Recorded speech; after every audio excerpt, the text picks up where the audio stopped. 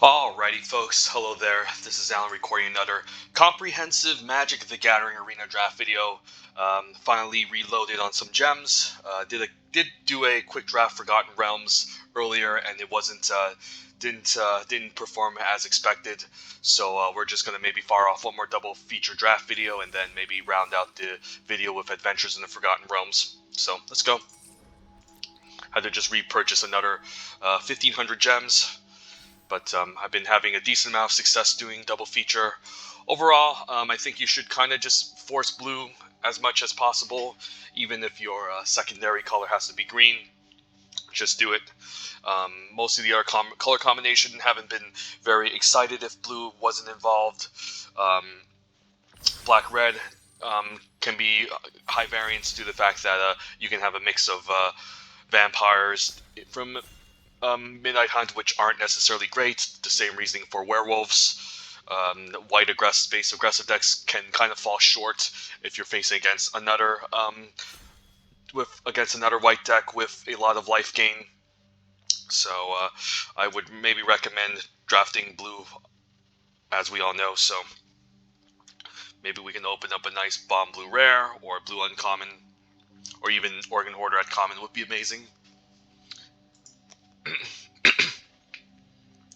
It's definitely reasonable not to just force blue-black or blue-white, but again, those are the best two decks in the format. So, let's see. Alright, so waiting for someone to hit the ready button, but we need to do a new queue.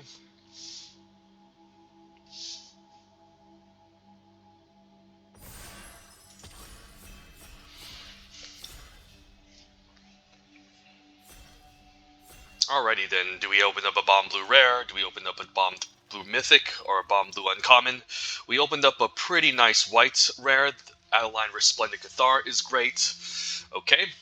I mean, there's a lot of other great cards in this pack. Bilumig, Thirst for Discovery, Dreadhound, the Black Mythic Uncommon. And then, I mean, Morbid Opportunist is definitely better for Midnight Hunt. And then at common, Lantern Bearer and Eccentric Farmer stands out. I haven't drafted Adeline yet. I did say you should stick with blue, but I feel like taking a Thirst for Discovery, which is the most flexible blue option here, was kind of definitely not on the same power of Adeline. Adeline is just so great. The fact that she's already a 3-mana, 4 toughness vigilance that can keep growing in power and can keep making 1/1 human creature tokens. It's quite nice, especially along with cards with great enter cards like Lunarch Veteran. So yeah, when in doubt, you just take the rare. But I could see the argument for taking Dreadhound or any of these other blue cards. So yeah, why not? Let's first pick Adeline. Maybe we do draft white aggro and try something new. After first picking Adeline, no amazing white cards. Unfortunately, the best cards are like Hound Tamer, Parasitic Grasp, and Thermo Alchemist. So let's see here. White-green, I don't mind with Hound Tamer, and it can maybe lead to a Coven deck. I don't really like pairing Thermo Alchemist for Adeline with Adeline.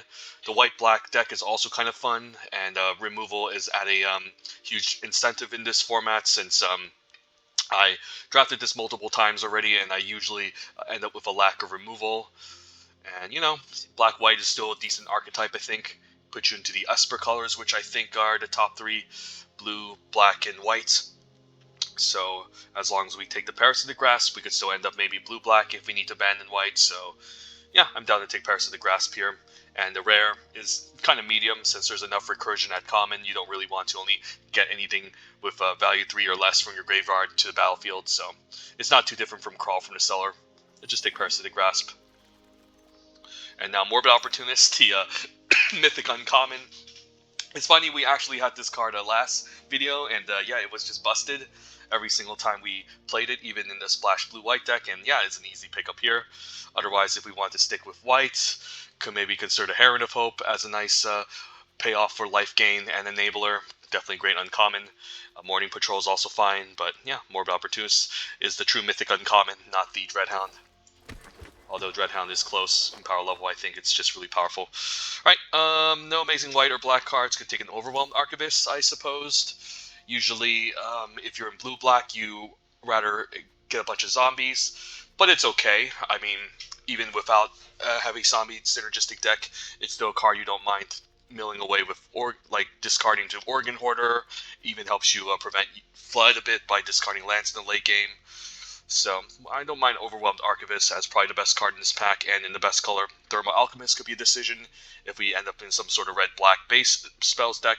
Highly doubt you want this in red-white, but it's still strong and common, since it can just make the opponent lose a life every single turn. But we'll take a Overwhelmed Archivist here.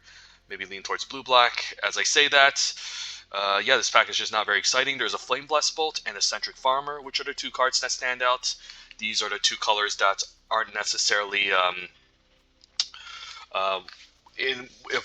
with our first picks, and then between both of these, it's kind of interesting to note. I think it's Flame Blast Bolt. I really don't like green in this format, even though Eccentric Farmer leads to a nice blue-green self-mill deck. You need to pick up more self-mill payoffs and even more Eccentric Farmers in the long run to really make it happen. Whereas Flame Blast Bolt is really powerful and it just exiles, so maybe we pivot into blue-red, who knows. Right, maybe we stick with blue. There's a Cruel Witness and also Search Party Captain, which are fine. And then some fine black cards too. Mind Leech School for the Exploit deck could be okay. Yeah, Cruel Witness is fine. It is double blue, which is a little bit difficult to cast. So I can see an argument maybe just taking a black card since we're mostly base black. And then between all of these, they're all just very medium cards, honestly. The best card is Search Party Captain. Yeah, I'm not sure what we want to take here. I guess we can just still take the Search Party Captain to stay open, since it's just the best card that gets us some value if we can enable some attacks. Whereas I don't really mind Leech Cool can maybe end up help us in the Exploit deck, but it's just a medium card overall. So I'll take the Search Party. And then there's a late Vampire's Vengeance here too. I tried Black Red, but really it's kind of hit or miss, especially with cards like Arrogant Outlaw, which I'm not really excited to play. Whereas kind of Grove Witch has kind of overperformed my expectations. So I'll take the Witch over what I think is a more powerful card, Vampire's Vengeance. And maybe end up Blaze Black-White instead, and Courier Bat is a nice pickup, especially if we can gain life constantly. Even though we were past the Overwhelmed Archivist, it doesn't seem like blue was necessarily open. Green looks like the most open color here, and white. But we'll take Courier Bat, and then another Eccentric Farmer. But we'll take Crawl from the Cellar to get back some of our key cards. So yeah, maybe we just draft Black-White, and that's a decent archetype to be in. And we can even now consider taking Can't Stay Away. It's not bad with Adeline and Morbid Opportunist. It's by no means, it's probably worse than Crawl from the Cellar, but it's still decent recursion nonetheless, since it ETBs onto the battlefield right away and you don't have to cast it. I'll take it here. And then we'll just take a Narcano Grow Witch. Alright, I think it's maybe just Black-White. And it's more of a mid-range deck. It can be either aggressive or really grindy.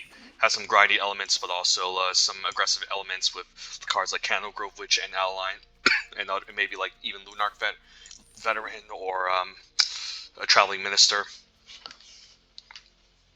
So just need to pick up some life gain synergies, and blue does seem severely cut off, so don't mind. Even if black seems cut off, hey, if we opened up Edgar, why not? I mean, we're not going to be playing vampires, most likely, so it's not going to be at its best, but hey, it's still a 4/4 that just keeps coming back.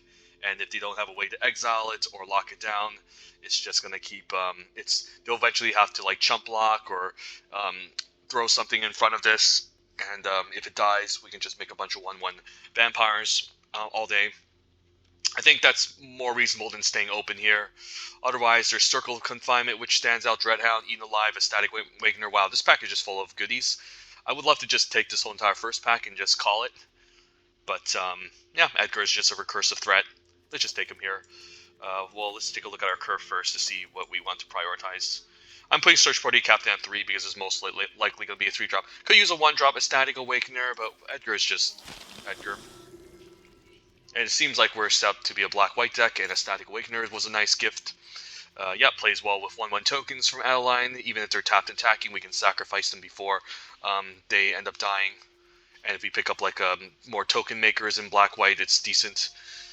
The black-white synergy from in both Crimson Vow and Midnight Hunt don't overlap as much, since Midnight Hunt, Crimson Vow cared more about life gain, whereas the one from Midnight Hunt cares about more sacrifice and tokens. But you can still just draft a bunch of good cards and it can still work out. So Yeah, don't hate a Static Awakener. There's some okay ways to make Decayed Zombies in Black-White. Hate passing Scab Wrangler, but Traveling Minister makes a lot of sense now that we are forcing Black-White. So yeah, easy pick. Happy to see this still in the pack. And Gavany Trapper's okay. There's also Blessed Defiance and Evolving Wilds I could even consider. Just to be safe, I always don't mind my first Gavany Trapper. The Blessed Defiance also makes a 1/1 token we could eventually sack to a Static Awakener as well. But yeah, just to be safe, I like to just have my first Gavany Trapper. I don't like these in multiples, but one usually is fine in the deck. Just an early blocker, and it's pretty bad at blocking, I mean, but who knows, the utility of it can be pretty useful. So we'll take this over like the land, and I don't mind a Blessed Defiance. Really nice combat trick, especially can also gain life if we need to. It makes a 1/1 that leaves behind, and yeah, it's pretty decent card actually. And yeah, Kindly Ancestor is nice, just as a 3-mana 2/3 lifelink. Also wouldn't mind Pointed Discussion for a bit of card advantage, but with Courier Bats, I like the Kindly Ancestor. It's just a really annoying blocker. It makes the other opposing aggressive decks make it really hard for them to race. So this seems good. And hopefully we get a Pointed Discussion later. Ritual Guardian, not very exciting since it trades down and it's a 3/2, but it can still gain life link if we enable Coven. I'm still going to put it in the sideboard for now. It's one of the more weaker cards that I'm not excited to play over. And then we might even have to play an embarrassing S-Wall Shieldbreaker, which wasn't great in the training deck. Just wasn't great in the previous set. But if we need a 4-drop, we need a 4-drop. Centric Farmer still kind of late. I'll take it anyways. Highly doubt I'm taking the other white card. Right, Black-White does seem fairly open here. We don't have the most exciting Black-White deck yet, but it has a good start. We have some nice bombs like Edgar, Morbid Opportunist, Adeline.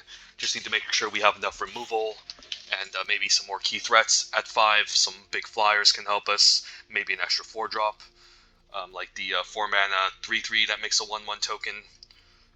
Clarion Cathars, maybe another Static Awakener would be amazing too. But yeah, we'll see. Black-White I think is an okay deck. I don't think it's like S tier or anything. There's just it's just that the synergy doesn't overlap as much compared to like blue-black or blue-whites or even blue-red or blue-green. It's just that when you combine both sets, the blue decks just have some added bonuses. And even red-green and red-black gets a little bit worse due to the fact that the vampires and werewolves from Midnight Hunt aren't 2-for-1s. They're all trying to be aggressive in a format that's full of things that can just draw cards and generate value, so it's kind of bad.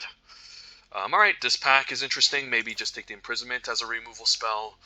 Headless Rider is a fine creature that can trade off and make a token, but I don't want to play outside of a black-white deck. Yeah, I think I'd take it over Infantry. I would love an Infantry in this deck, but I gotta take the Imprisonment. Otherwise, we won't have any removal, and if their opponent drops the bomb, there's no way we can lock it down, so gonna take the Imprisonment here. I can see some of these games just having explosive, aggressive starts, and we might just want to end the game quickly. So it's important to have the removal to take them out at least, and then try to win by maybe smashing through. Another unexciting pack could take an Undead Butler as something we can sack. We don't have much to sacrifice with outside of a Static Awakener. We have a bunch of 3s already, so I'm not sure about the Desperate Farmer. I could even take a random Grizzly Ritual, I guess, which isn't the worst. I mean, with one Static Awakener, like, we just don't have much to sacrifice yet, so maybe we do just take the Undead Butler here. I mean, outside of one token from Blessed Defiance, we don't really have much to sack, and we can maybe pick up more sack synergy later. I'm down on the Grizzly Ritual, honestly. 6 mana just to kill something is kind of clunky. Take the Butler, maybe hopefully pick up an Eat Alive. I do like Novice Occultist and Imprisonment, but there's a Concealing Curtain, which is great. Gonna take it here because we need some more powerful threats in this deck, and this is definitely one of them. early creature that can help block and then become a 3/4 menace, which is difficult to deal with. Also gets to snipe a card from their hand, or it's a May ability, so you don't even have to do anything with it. So we have Gammy Trapper, Cigar's Imprisonment, and Grasp already. Let's take the Concealing Current. I think it's just higher in power level. And Innocent Traveler could be okay. I think it's a little bit too late for us to splash Haunted Ridge, but Innocent Traveler can give us a decent flyer, assuming the opponent doesn't just keep sacrificing stuff. So a little bit worse against the blue-black deck, since they can just keep recurring specimens and decayed zombie tokens over and over. Take a Bat Whisper, but not an exciting card by any means, but might play it. And Undying Malice or Silverbolt. Undying Malice is better if you can sacrifice the creature and have more outs for it. You can use it as a cute trick defensively if you want to just trade the creature off, or if the opponent has a removal spell, but it can be kind of hit or miss. Whereas Silverbolt is fine in this set still, since there's still green decks running around, and Ambitious Farmhand was a nice gift. Can be a 2-mana creature that finds us a plains, can also become a 3/3 lifelinker later over Thalia, which can be a little bit awkward if you have too many non-creature spells, or we do have some. And I think we actually take the big flyer over Morning Patrol, because we need something at the top end, which we are kind of lacking in this sort of deck. So Heron Blessed Geist is nice. And we have one enchantment to maybe make some 2/1/1s, but it's just a 3-mana 3/3 flyer. Not exciting by any means, but still helps us close out the game. So yeah, overall, just a very solid white-black deck. These are more like 4-drops if you think about it, since you played them on turn 1 and transformed them later. Could always just throw in a random, like, I don't know, Arrogant Outlaw, Shield Breaker, Bat Whisperer. We don't have enough spirits for Supernatural Rescue, I don't think. Not sure if I need a second Ritual Guardian. Maybe just take the rare for the collection, since we have one in the sideboard. And it might even be worse like than Arrogant Outlaw, for example. Militia Rallier could be okay, but it can't attack unless someone else is attacking, so it's probably just worse than Ritual Guardian, I have to imagine, but it's a good blocker.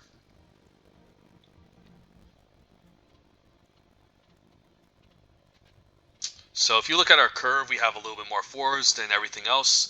We could use an extra solid 2-drop for the most part, but if not, we could just use a cheap 3-drop like an Arrogant Outlaw or something, which can maybe get the final drain to end the game.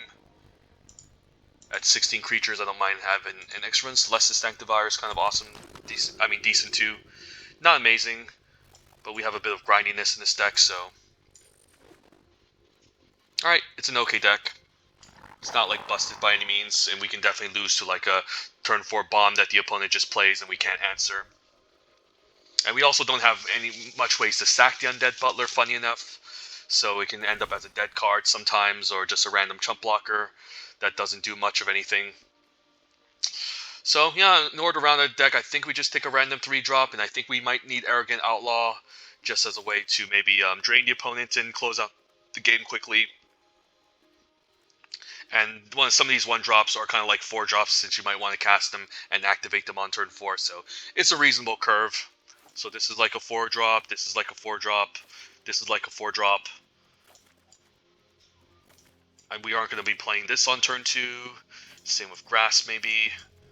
Same with Blessed Defiance or Crawl. Yeah, it's okay. Not an amazing deck, but okay. And I'm not sure if that cuts it for double feature. Probably not, but it's what we were given, so let's go for it. Back black-white aggro. I don't think there's some grindy components in this deck, so yeah. Where's off mid-range? It's okay deck, pretty much. Just commit to black-white early, and hopefully we would get more better cards with the Edgar, but it was open nonetheless in the first pack. It felt like white was open, and then we were past like Parasitic Grasp and all those other cards, and Morbid Opportunist out of nowhere, so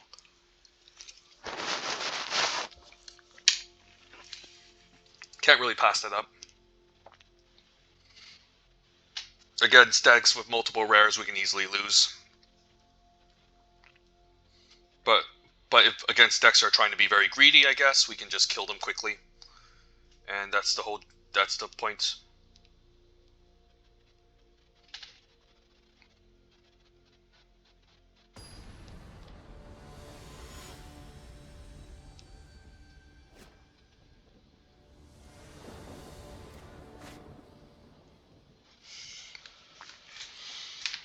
Right, opening hand, 2-drop.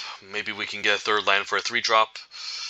Yeah, on the play, let's try it. Worst case scenario, we never get our 3-drop. I mean, our third land, but we gotta keep this, I think. Ooh, ambitious farmhand. Never mind, that will guarantee my land.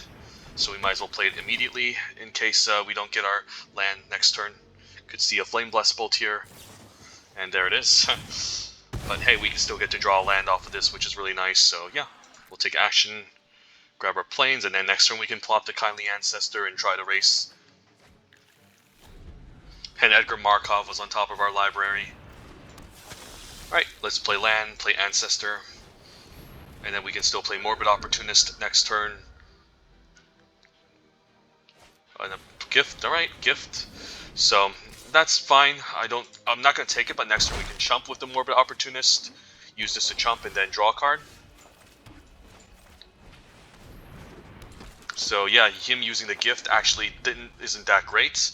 So maybe he should have considered using gift on Bloodpel, but yeah, if you can't deal with Morbid, it's just gonna win you the game, so. Alright. Well, Black-Red decks can be, again, kind of cute with the whole aggressive game plan, but the Innistrad Midnight Hunt Vampires just aren't good. Outside of, like, maybe Vampire Socialites, the 2-mana Menace creature that can put counters on vampires if you deal damage and if they enter the battlefield that turn, is probably the best 2-drop vampire, along with Florian at rare, but the commons are just so lackluster. Not saying the opponent played any Midnight Hunt vampires, because those are two Crimson Vow vampires, but Bloodpel Celebrant is not like amazing by any means. So I don't know.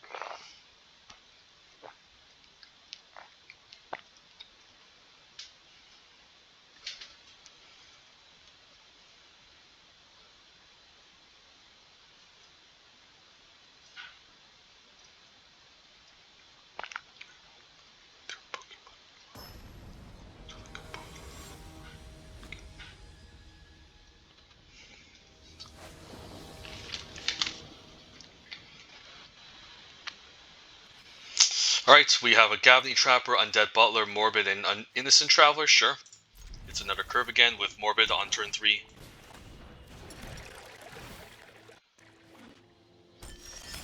Hey, even Adeline on turn 3 might just be better. Hopefully we eventually get our second Swamp for Innocent Traveler. And it's funny, we could even play this on turn 3 and attack with one of the creatures we don't care about, since it at least makes a 1/1 token.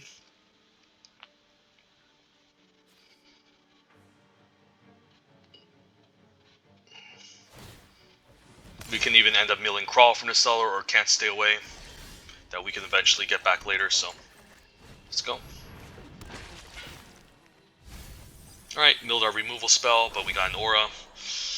We still have Gavony Trapper, which can tap things down, and a Parasitic Grasp in the library, so. Alright.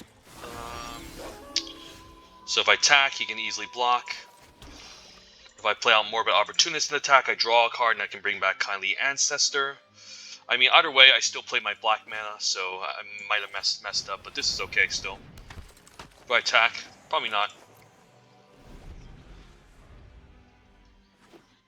The right play might have been Adeline, so I can enable an attack next turn, so. Hopefully he doesn't have removal. But he would need like a Parasitic Grasp to answer Morbid Opportunist. So I could attack with Undead Butler if he blocks with the 1/2. That's fine. Or I can just run out Innocent Traveler. I'm in no hurry to do much here. And then soon this will become a flying threat, and we'll say go. Could see maybe Diregraph Horde on turn 5. Exiling my aura, which is fine.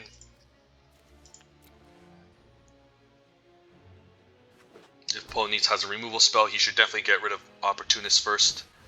Headless Rider, alright. And he can't really afford to stack because not only do I draw a card, but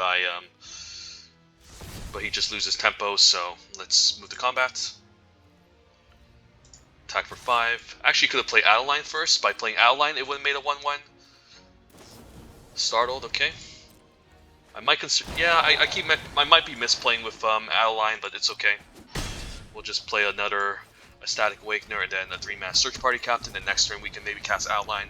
Hopefully we get second Planes to keep up Blessed Defiance. So, and we can even get back Morbid if it ends up dying.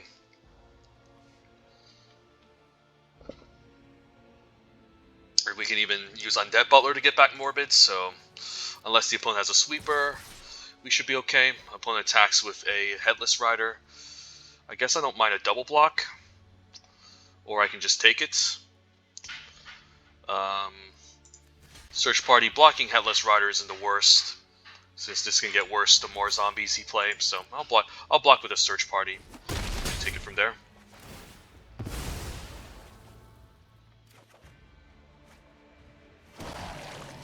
Go down Bloodcaster, sure.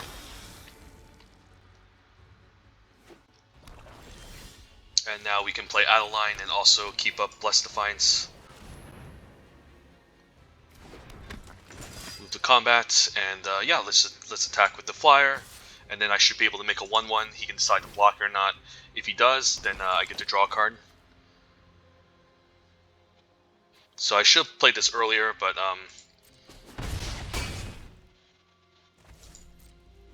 I was too much of a noob to understand the synergies. Fine with the Thirst, could see maybe a Bleed Dry on Adeline or one of my creatures. So next turn I might want to keep up mana. I'm fine taking 2, and then I can tap down Shady Traveler.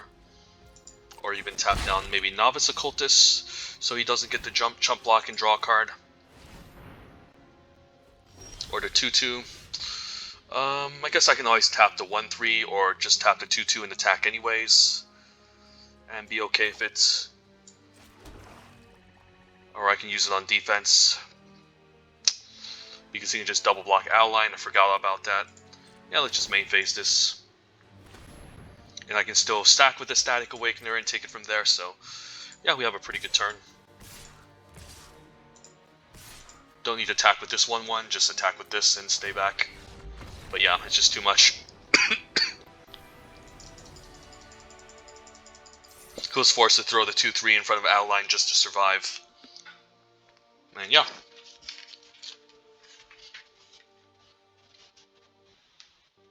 But I should have definitely played Outline a little bit earlier, along with Morbid Opportunist. So then he was forced not to block my 1-1 tokens. Otherwise, I would just keep drawing cards all day.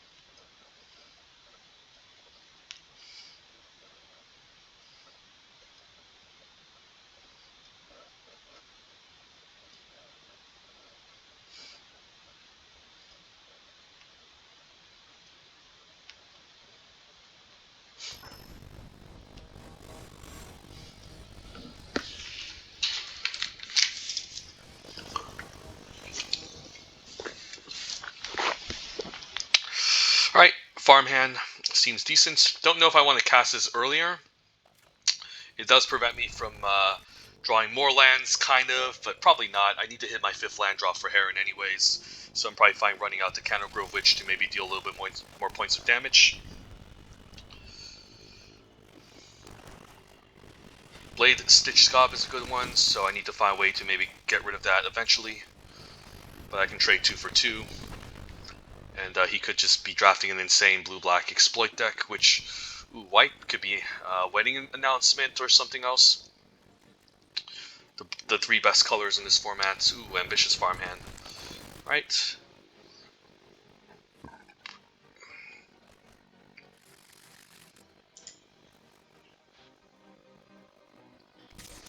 I'll take 2, and then the question is, do I swing back for 2? Maybe, maybe not. Next turn I can play Silverbolt and answer Blade Stitch Scob, so you know what, let's just play Farmhand, and then find our land, and then play it, and if he does attack with his Farmhand, I think I actually block it. He can enable Coven if he gets another creature with a different power in double white, but I highly doubt that's going to happen next turn. So we'll attack for 2, and then we'll run out the Silverbolts, and then we can even... I think we definitely have to kill the Blade Stitch Scob. And I think I'm fine trading my Ambitious Farmhand here. Even though it could enable Coven with the Cannon Grove Witch. Sigarda Splendor, alright, that's a scary card. Yeah, if it stays the same, or if he gains life, he can just keep drawing cards all day, and then the more white spell he plays, the more he gains life. So it's more of a build around, but definitely very powerful. But for now, let's just take out the Scob and attack, I think.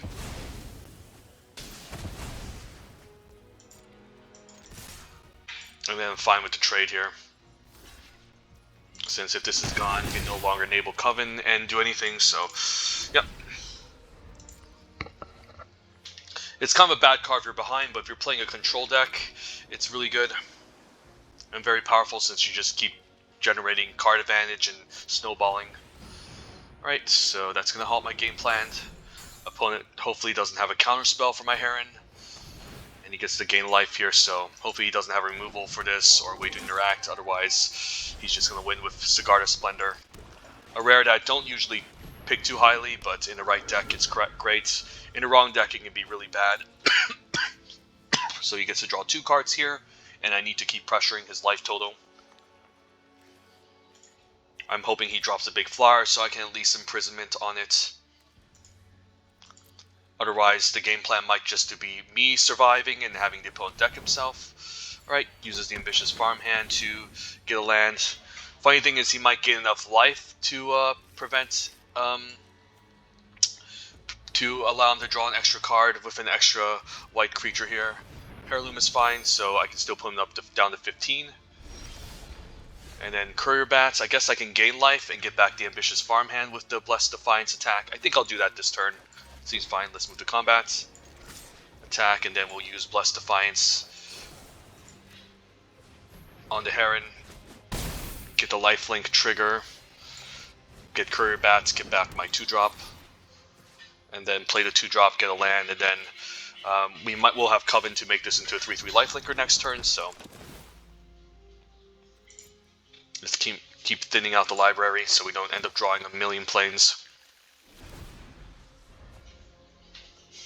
So luckily that turn where he drew the extra card he didn't get much, and I managed to secure the creature before he exiled it, so we should be in decent shape. Even the 2/2 can block the 1/1. I guess he can't stay away back his Blade Stitch Scob, but he can't really enable Coven yet.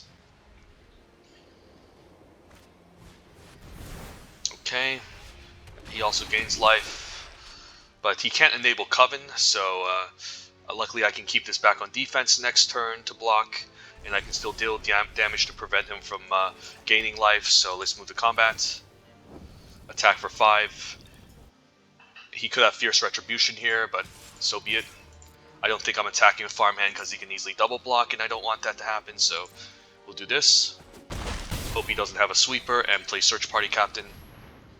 And then we might want to keep up this activated ability at instant speed. Alright, say go.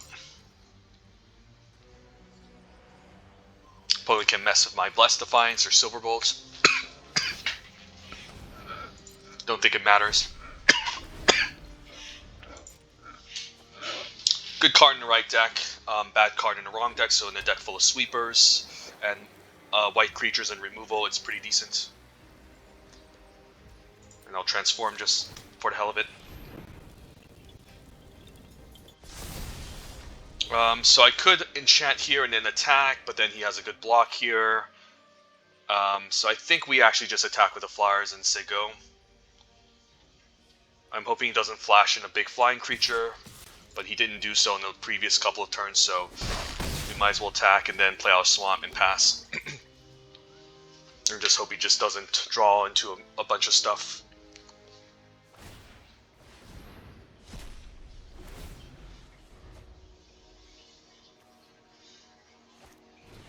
Resistance Squad, drawing him a card, and then he also has Coven now for Ambitious Farmhand, so I might want to block and trade before he gains even more life. Okay. I can always imprison it and keep the 3/3, but it doesn't really do much in this stage of the game, especially since the 3/2 can trade off for it. So he's forced to trade here, otherwise he takes... Otherwise he's just dead, so this is fine. Opponent can exile my farmhand. I can still deal 5 to the opponent. And I definitely want to save the imprisonment for another big flyer. That's going to get in the way. Opponent still... I guess I can put the opponent to 3 so he still doesn't get to draw a card from Splendor. So yeah, let's do it. And then I might as well run out the Gavny Trapper because I'm not sure if I can win. So if the opponent has a sweeper, I mean, I'll lose, but I mean either way, if the opponent has a sweeper, I think I'm going to lose, so I might as well play this Trapper. Just to maybe tap some stuff down and then attack. Not that it's going to accomplish much, but maybe I should have held on to this. Not sure. I mean, there's multiple reasons, like maybe he plays 2 flyers in a row. I need to lock one down and I need to tap the other one down. So I guess there's a reasoning behind this, but if a sweeper happens, it happens. Not much I can do about it in a Sigarda Splendor control deck. Luckily, the opponent's draw were just really not amazing so far, so... Alright.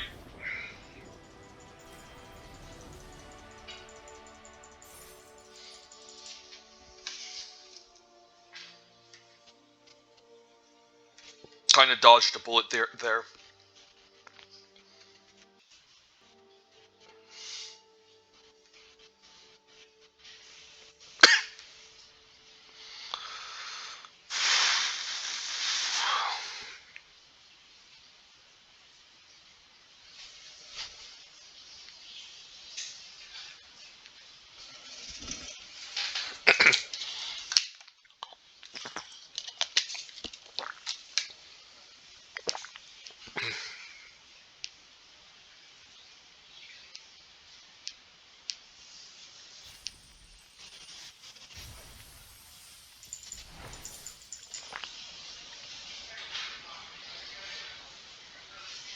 So 3-0, not a bad start for this deck. Let's keep this up, and then once we're done, we can maybe do a another double feature, or maybe do Adventures in the Forgotten Realms draft, so I can make up for the loss, the terrible 0-3 I ran with it. Funny enough, my 0-3 deck just was pretty decent, but couldn't draw into any bombs and just got outclassed. Also, there was a game where I just couldn't hit my second color, and I was just stuck with so many of my white spells in my hand, and I need a single planes. And the turn the opponent was about to strike the killing blow, I draw into it. So you can see the amount of luck I have. Not the most aggressive start, but still decent. We'll try it. Lunarch Veteran. All right, that's a problem, but at least we can block with a Trapper for now.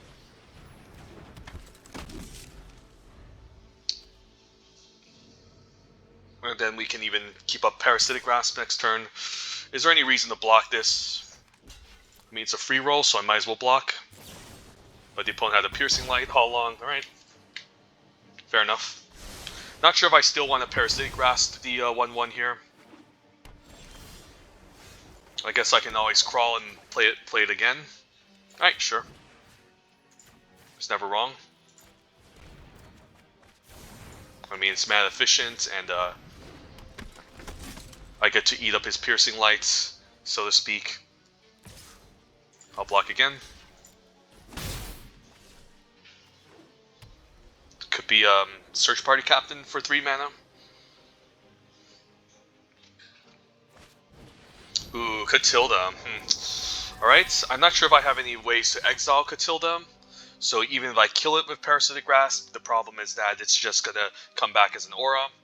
So I think I just have to curve out here and then hope he doesn't play a million spirits to grow Catilda. Otherwise I might be forced to fire off the Parasitic Grasp. But the fact that it comes back as an aura to enchant another spirit is pretty annoying and powerful, so... And there it is, another spirits. I think we need to take out the Patrician Geist, if I'm not mistaken. But maybe first things first, we want to play Morbid Opportunist first to at least draw a card if we manage to take out Geist. So we'll attack with the 2-3. And then gain 2. At least the lifelink is also helping us stabilize a bit, but yeah, this can grow out of hand, but I still think we need to take out Geist first. But although we do need double black to cast it on a non-human, so never mind. This could just be really bad for us. At least he's casting Inspired Idea, and he's limited to only 4 cards in his hand. But that shouldn't be too difficult now that he's playing out all of his stuff, so yeah. So now I might need to rely on the Gavny Trapper to tap some creatures down. Ooh, Ambitious Farmhand isn't the worst, so let's move to combat. I think we just attack with the 2-3 in case he has a Retribution for Morbid. We can gain some life and start tapping the Catilda down. So let's find our planes. Or I guess I can also just transform Ambitious Farmhand and take the extra hit. And that's not a bad idea, given that it can just gain us a ton of life if we can transform this immediately. So I'm just going to say go.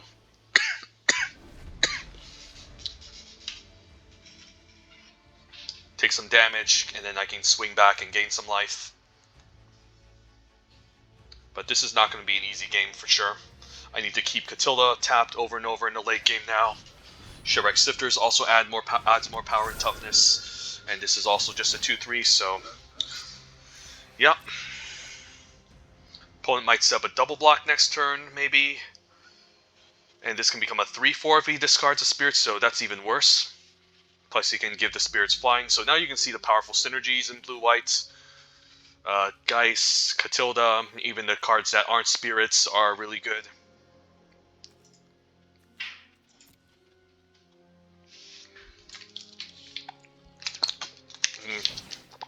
Even Binding Geist being able to lock down one of my lifelinkers is kind of huge. So, yeah. Take 6. And we might as well transform Ambitious Farmhand.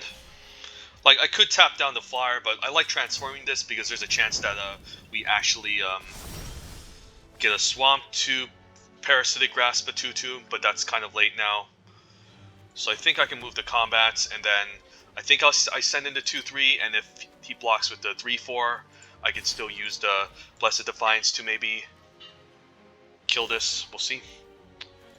I'm not going to send the 3-3, but this is okay. Could see an interaction spell, maybe Revenge of the Drowned here, since he has 4 mana open and he didn't play out the Binding Geist, but this is okay. Maybe I shouldn't have played my land first, but I can still tap down his 4-4, and we still draw cards, so not the worst case.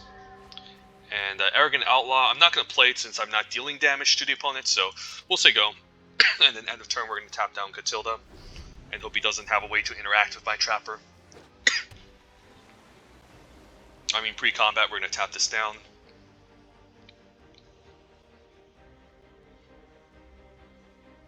And hopefully we find a second Swamp for Traveler or Parasitic Grasp. Probably see this Binding Geist on maybe the Season Cathar to prevent me from gaining too much life. But this is like the only premium way to prevent him from gaining so much life and me taking so much damage. I can take 2 next turn, swing back with my flyer, and then drain him with Arrogant Outlaw. I can also chomp with the 1/1 flyer to draw a card, so to speak. Gale Drifter, alright. So even more shenanigans. So I might have to eventually chump. Alright, rip. At least we're stabilizing a bit, not by much though. And we finally get second swamp. So maybe the choice is to kill Patrician Geist, tap down the 4/4, and take it for there, or we can just play Innocent Traveler and chump. Lots of options. I could also tap this down, attack, and then play Arrogant Outlaw. Not sure if that's the right decision either. Or I can play Innocent Traveler, tap, and still, yeah, I can still tap, and I would only take 5. Let's take it slow again and play the Innocent Traveler. And the nice thing is that once it transforms, I can also give it lifelink with the Kindly Ancestor aura, so let's just take it slow and not overreact with our removal spell. Could see maybe a Geist Wave end of turn. No bounce, just hovering over my creature. If he decides to Geist Wave, it's better than him Geist Waving Trapper, since I need this creature to keep Catilda at bay.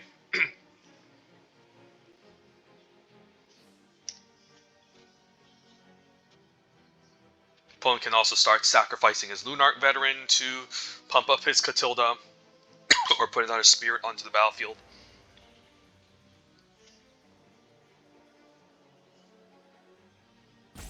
I could also just chump now, and by chumping now, I can at least make sure I have more options later.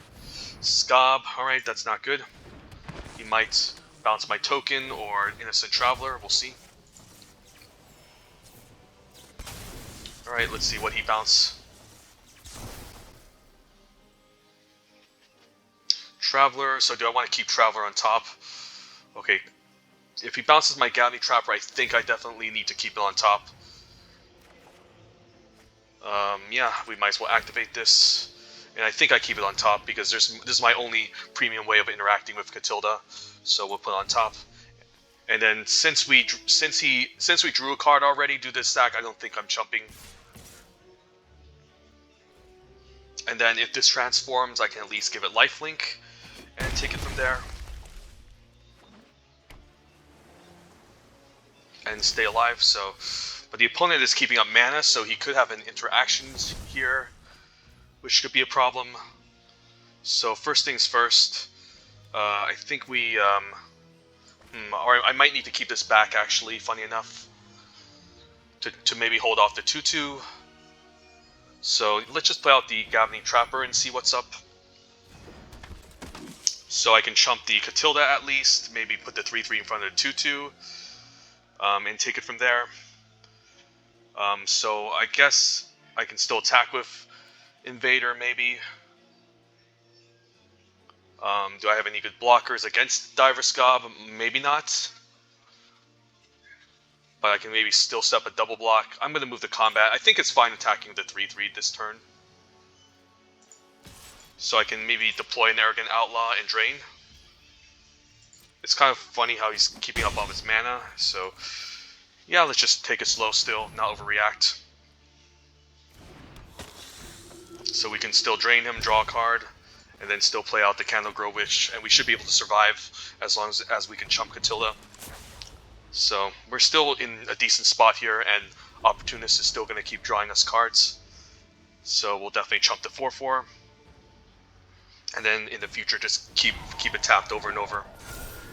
And then we can even give the 3/3 lifelink if we want to, and then eventually just ambush his Spirit token or something. And I think we might have to double block the Diver Scob too. So let's move the blocks. Let's block here. And then this is a 3/5, so I might as well put the Seasoned Cathar just to gain the extra life and maybe play around some sort of trick.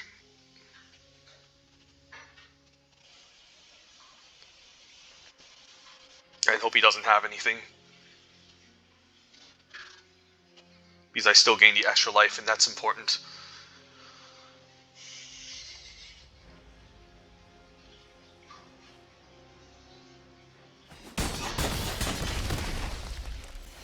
Alright, and we get to draw a card. And keep in mind, I also can retrieve some stuff from my graveyard as well, so... yeah, so this isn't bad, so we can finally play our swamp. I think I attack with the ground creatures, or I guess I can kindly ancestor onto my arrogant outlaw, although that wouldn't make too much sense. But I might as well maybe to force the 2/2 to trade, gain some life, and then maybe get a cheap arrogant outlaw. Not sure. Not sure if this is correct, but I'm gonna go for it so he doesn't. If he tries to interact with malicious invader, and I'm fine trading for the luminous phantom here. And by attacking with both, I get to get a discounted search party captain, draw a card still, and we can still tap down a creature and maybe take out the Patrician Geist.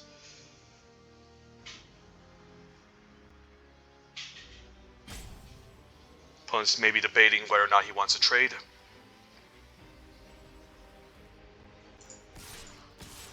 And he probably does want to, so I don't keep gaining life.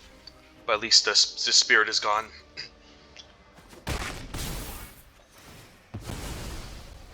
And I can at least maybe find more action here.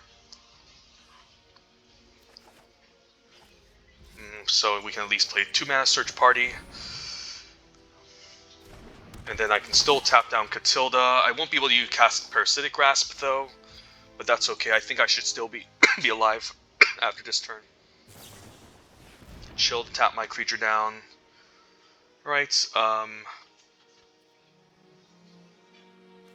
I think on his upkeep, I want to just Parasitic Grasp, or never mind, it's better to just still tap the 3/3, I think. And just take 5 down to 3. Or I shouldn't have. Well, I'm such an idiot. I keep misclicking. Okay, never mind. This is okay. I just don't want him gaining the life. And the better target to shoot down would be the Patrician Geist next turn with Parasitic Grasp. So we'll take it. And then hopefully, I guess we can always buy back the Arrogant Outlaw to gain some life as well. So let's play land, and I think we attack for sure. Don't think I need to attack with the Opportunist anytime soon. So let's go. Hopefully he doesn't have a random flash creature to blow us out.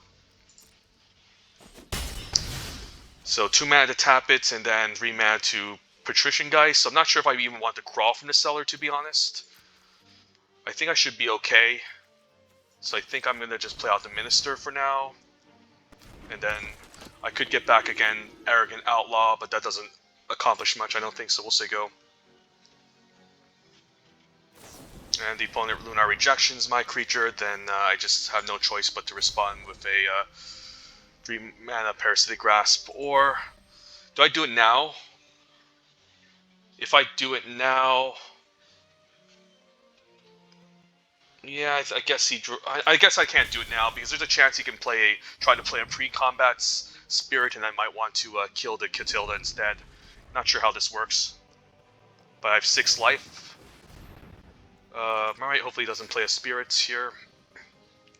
Otherwise, I think I'm dead because Catilda is still going to become a 3/3.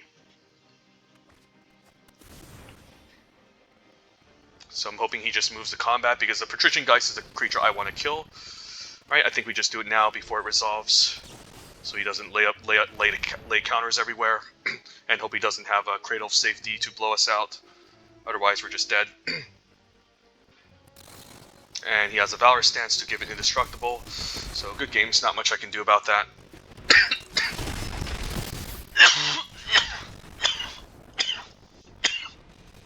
Darn. That was a bad cough, but yeah. Not much I can do about that. It was a fun game, but the blue-white deck from the opponent was definitely a lot more powerful. It's difficult to beat Catilda exactly on curve, and then even with Morbid Opportunist drawing us a couple of cards, it was a little bit rough since we don't have that many flowers ourselves and that much removal. And the opponent keeps interacting with the Trapper, then he can eventually just keep sneaking in attacks and we die. Also, he was at 30 life that game, so it was definitely difficult to imagine winning. He also kept up Chill the Grave in his hand. The turn I tried to I was debating between using the lifelink on Malicious Invader or the 3/2. So luckily I didn't get punished that badly, but still it was not a winning game for us. So yeah, you can see the power of blue whites and the whole disturb synergies and the powerful flyers and rares and all that nonsense going on. All the 2-for-1s, the card advantage.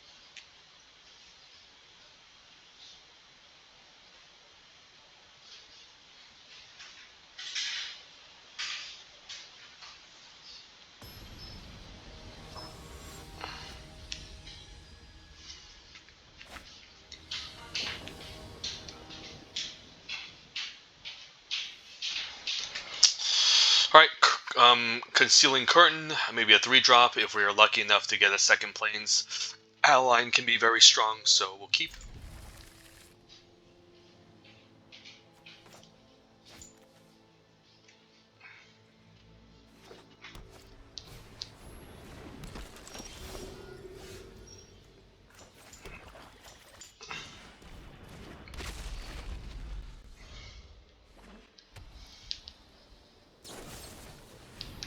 Right, well, we still get to draw a card, so it's not the worst.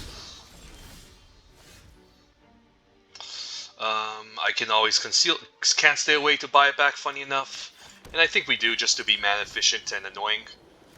This way we still get to waste the opponent's turn.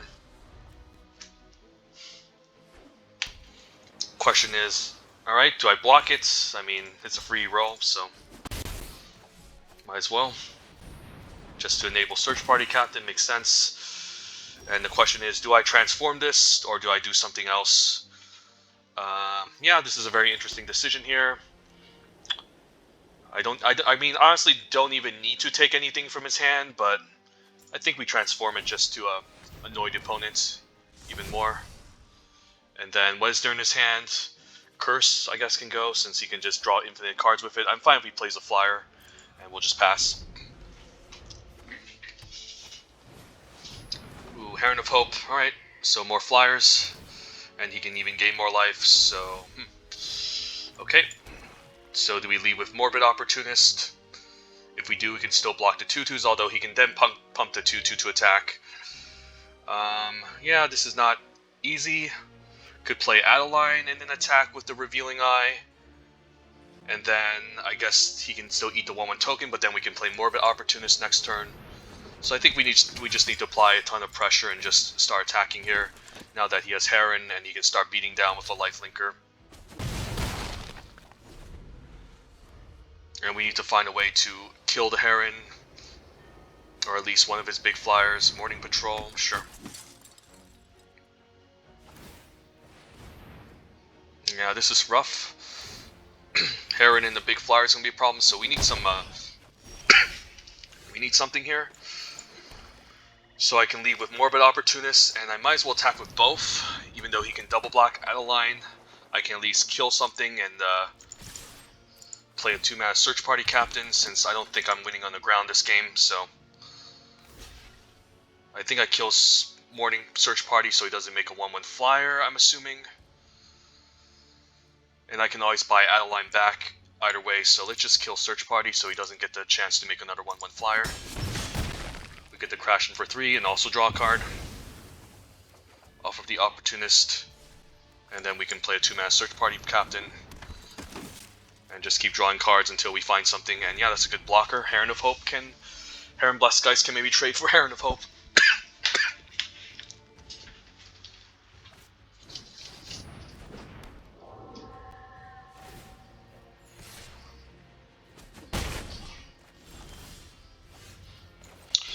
And we might as well attack for 3.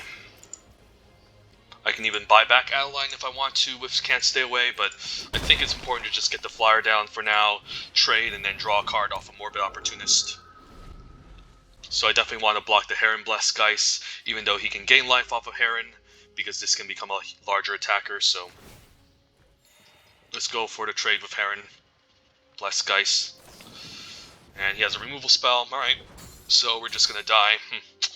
This isn't great.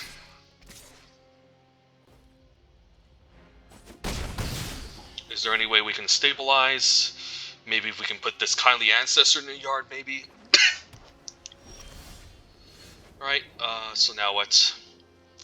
Guess I can cast You Can't Stay Away, or maybe draw a card first. I can always Adeline for 1 mana. Ooh, Parasitic Grasp is a nice one.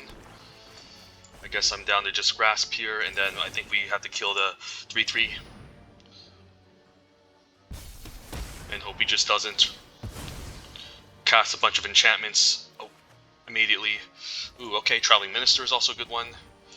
And then, do I get back Adeline here? I can get back with Can't Stay Away, whereas Heron Blessed Geist is maybe more important to get back, so let's move to combat, attack for 3, and then we can start gaining life with the Traveling Minister and take it slow.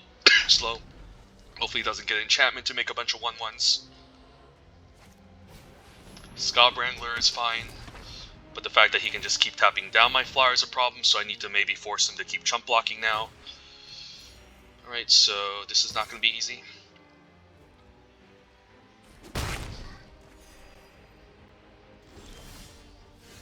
Arrogant Outlaw isn't the worst.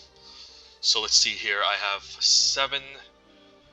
I have a decent amount of mana, 8 mana if I play the land, so I can still cast Can't Stay Away and Arrogant Outlaw, so I think we do so pre-combat so we can get back Adeline. Adeline doesn't have haste, but I can still make a 1/1 when I attack, so let's activate, I guess we can give the life gain to Search Party Captain. And then I'm fine attacking with these 2. Make a 1/1. And then he might just trade. No, he just blocks to play defense because he needs the extra creature. I get to draw a card off of Morbid. And then I also gain a bit of life with Arrogant Outlaw, so this is quite nice. Yeah, eventually we can just take over the ground now, even though the opponent just gained 1,000,000 life this game. Please no removal, and he plays an imprisonment. Okay, so the game plan might just be for me to get in maybe an all-out attack and gain a huge chunk of life with a Blessed Defiance, or at least a trade of some sort, because this is going to be a little bit rough now that Heron Blessed Geist is locked down. A Static Awakener, I guess, can eat the Heron Blessed Geist.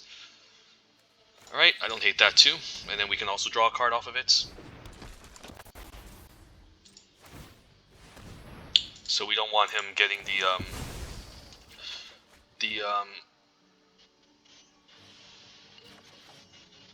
exile, so we get to draw 2 cards and play an extra land, gain a life, and then what do I want to pump? I guess a Search Party, and then we can still attack with our ground creatures and still be alright, and we can also Blessed Defiance with a large Adeline to get a huge hit in.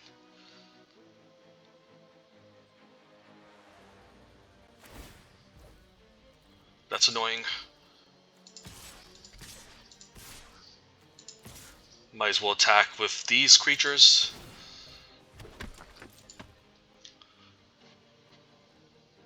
So I do need to get the life going this game. Otherwise, I think he can kill me in the air. I'm at 8 life though, so I should be okay.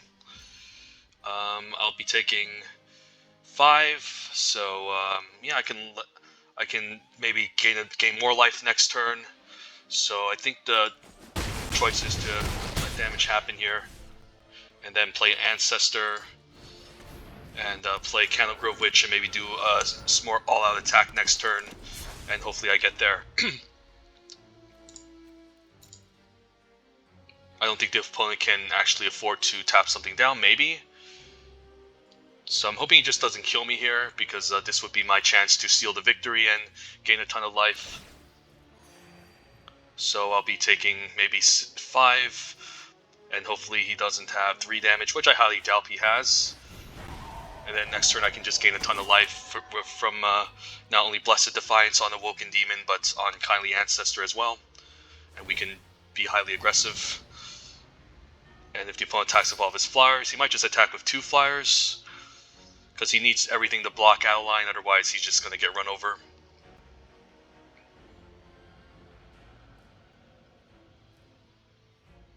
And I might as well use Traveling Minister on Kindly Ancestor to give it extra life, and he might actually tap down my Ancestor, but I know he needs to tap down out of line, otherwise he just loses. So Traveling Minister on the Kindly Ancestor is quite nice.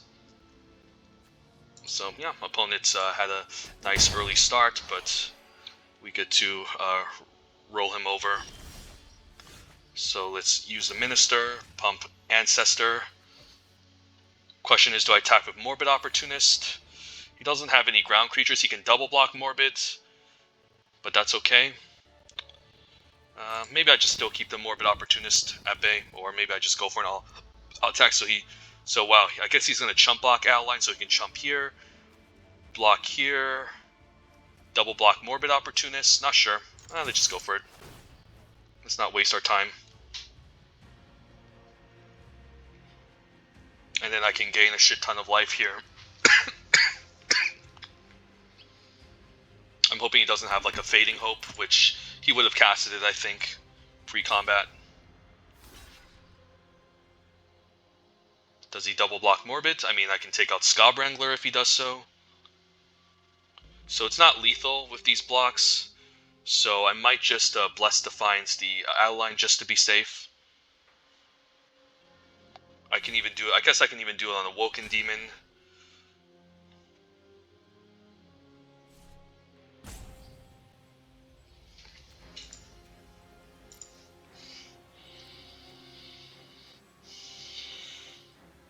I guess I can even crawl back Arrogant Outlaw and Drain as well. So let's see. So 3, 4, 5, 6, 7, 8, 9, 10, 11, 12, 13, 14. I could just, you know what, let's have fun. Let's Bless Defiance on Outline and maybe hope he concedes. And that should maybe lead to a short concession. Let's see if he has a bounce spell here. I guess he could bounce his own Scobwrangler. I mean, he can cast Fading Hope, but then I can still cast Arrogant Outlaw. Right, that's kind of cute.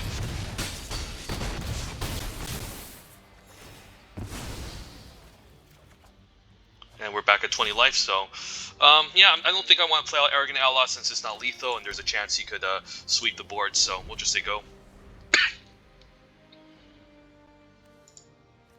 And if he kills my stuff, I can just buy it back. But yeah. Bless Defiance, very good card. Don't sleep on it.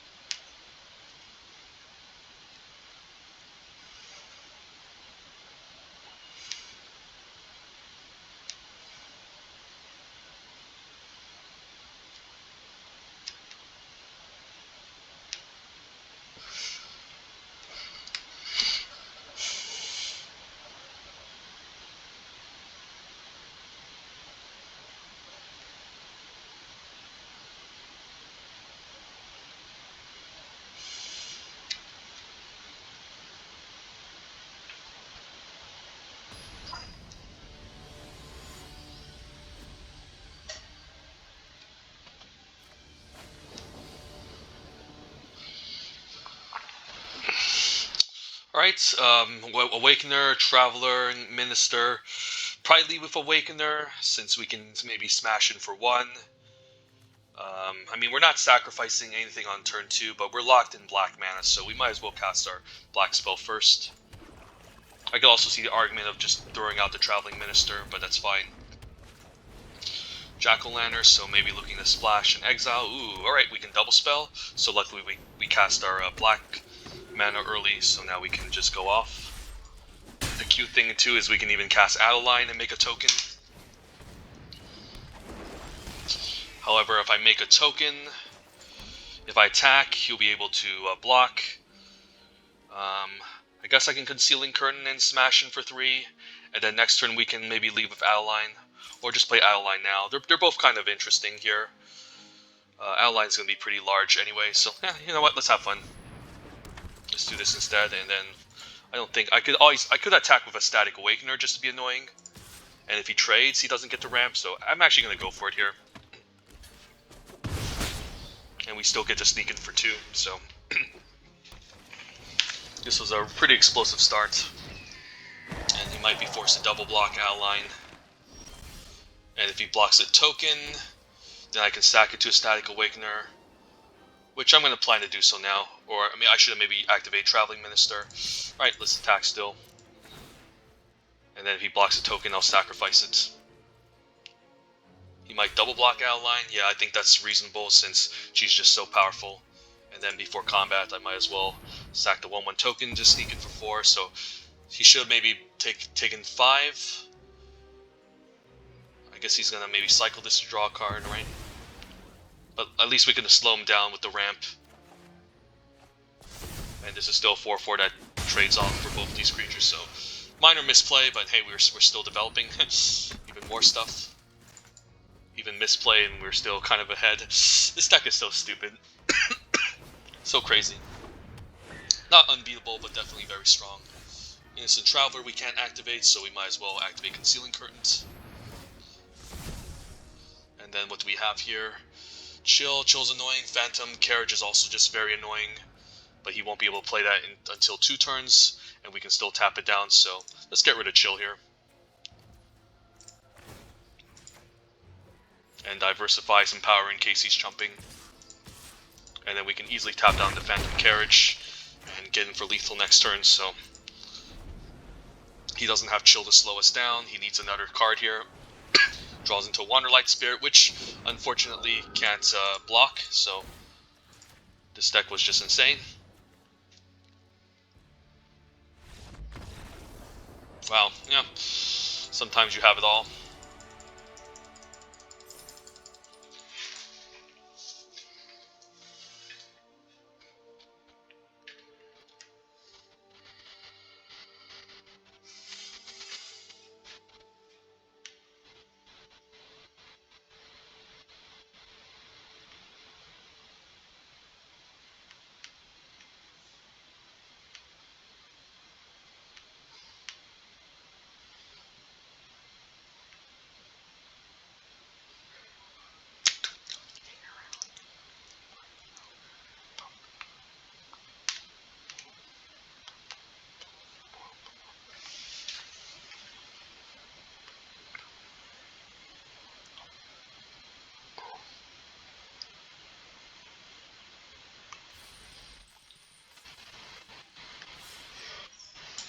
Five and 1, yep.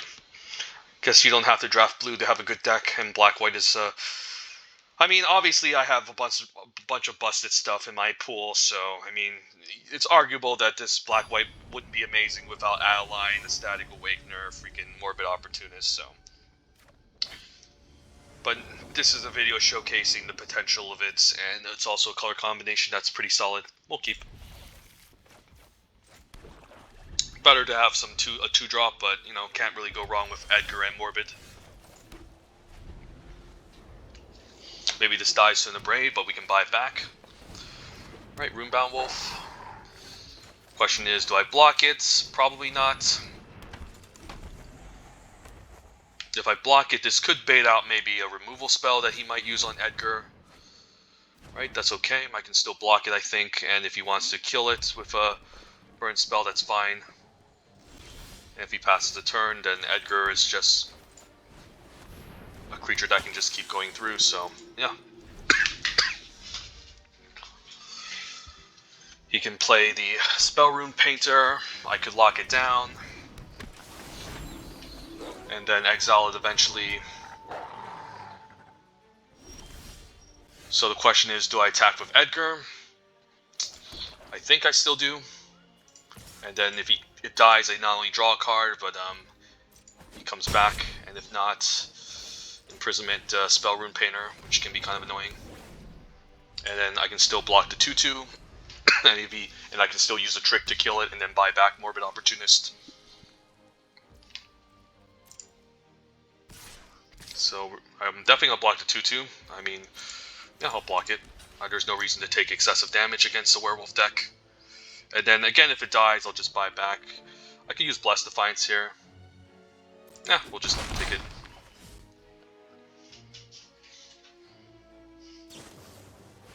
Ooh, okay, Exile's nice. So this Exile, so unfortunately, it doesn't kill it. So, I guess if it dies, I still make a 1/1 token. Not sure if it's worth it. Nah. It needs to go into the graveyard. So, that's fine. And Silverbolt is nice. And I can play land and decide to exile or kill one of his werewolves. We'll see.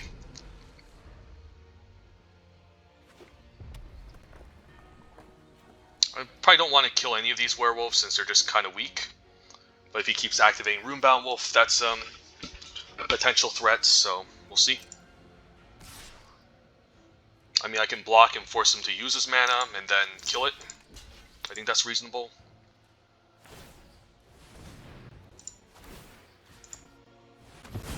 He can activate his own Runebound Wolf, but I like doing this just to waste his mana so he doesn't develop the board, and I also get to draw cards, so. Candlegrove Witch isn't bad. He might have a larger vampire, maybe. If he passes a turn, there's a chance that he just wants to exile. Okay, Child of the Pack. That might be a potential problem. Herrenblessed Geist. So I can at least keep up my white mana, I guess, to block.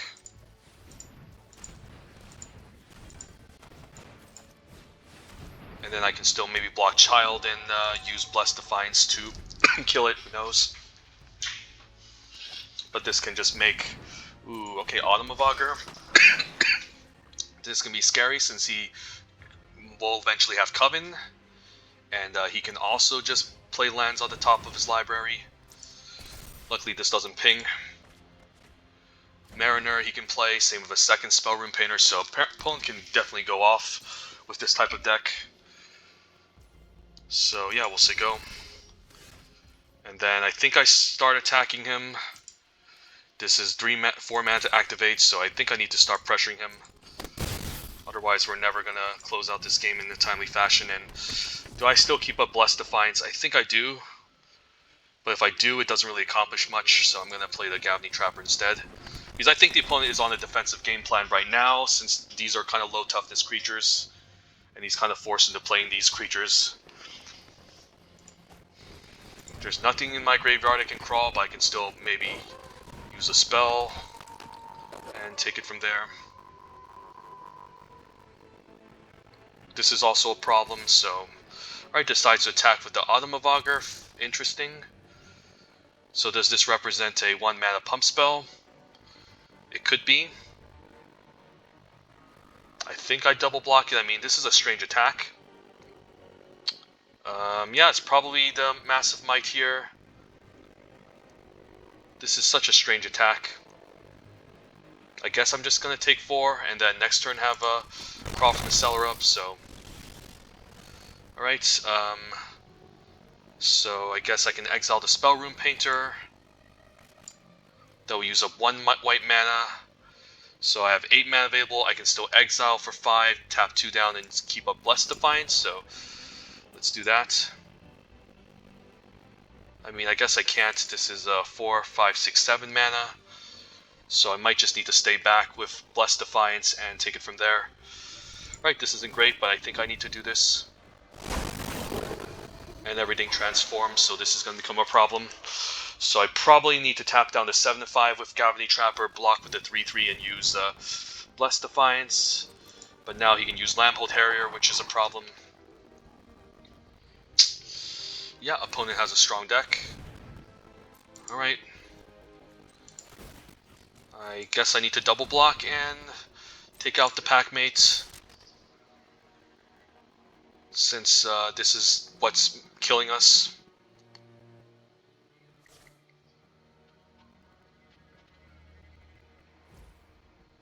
So, yeah, I have to go for it. It's kind of saddening, and hope he doesn't have an instant. I guess he could have the Massive Might from last turn, since he decided to attack. But we might as well go for it here. Or maybe that was just a free roll. We still get to draw a card, but at least he doesn't get to pump his team. Ooh, Parasitic Grasp is really nice. I guess we want to grasp the Broombound Wolf, although this can gain him more mana. The fact that he can use this to activate and drain us is bad. Or I can hold on to this and draw a card off of Morbid, since I can buy it back. So this is interesting. I might just do that instead. We'll say go. We can crawl. Get back Morbid Opportunist. Submit 0. Actually, I might have to take out the Lamphold Harrier, in fact. Not sure. I guess I can switch it daytime. So this isn't easy.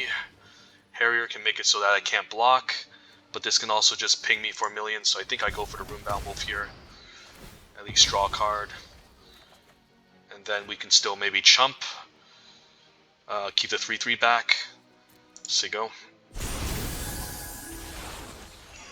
I can at least chump and draw a card, so it's not over yet. He still gets to generate a ton of card advantage, but we took out the Packmate and a Runebound Wolf, which could easily kill us. And we still have a... I guess he can activate the Lamphold Harrier twice, although he plays the Oakshade Stalker, so he wants to add to the board. We can still block a 2-power creature Seraph. I guess all of his creatures gain Death Touch, so I don't have any good blocks on any of these cards, funny enough. So we probably lose here, but his deck is very good.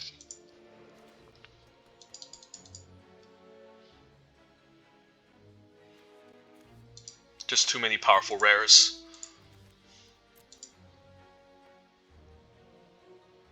And I can't really survive against this.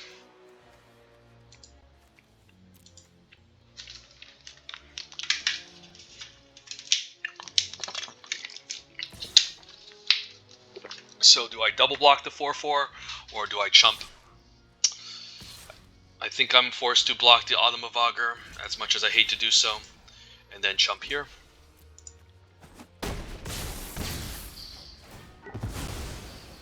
And hope I can dig into something. Not sure what I'm trying to dig towards. Alright, so we can search Party Captain to get our planes out of the way.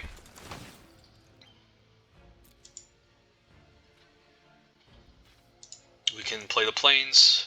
Do I want to get anything back from the graveyard? Probably not. I'm probably forced to cast a 4-mana Search Party Captain. It's not great by any means, but at least it's better than nothing.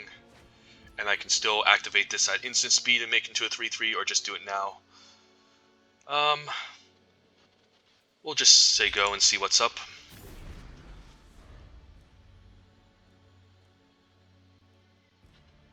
You can still activate the Lamphold Harrier, and if he activates it twice, then I probably want to tap something down.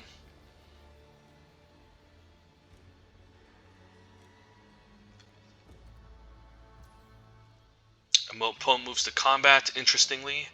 I guess his creatures have hexproof, so never mind, I can't target any of it. Opponent attacks with Seraph. I'm actually liking this attack. Okay, let's see, we definitely need to kill Seraph, although he can activate Harrier instant speed, so that sucks. Why do you have to do this? I guess he can attack before I use Trapper and give hexproof, so yeah, even Farmhand. Okay, rip Farmhand, there's not much I can do. You did your job, but it wasn't enough. I guess I get to draw a card at least.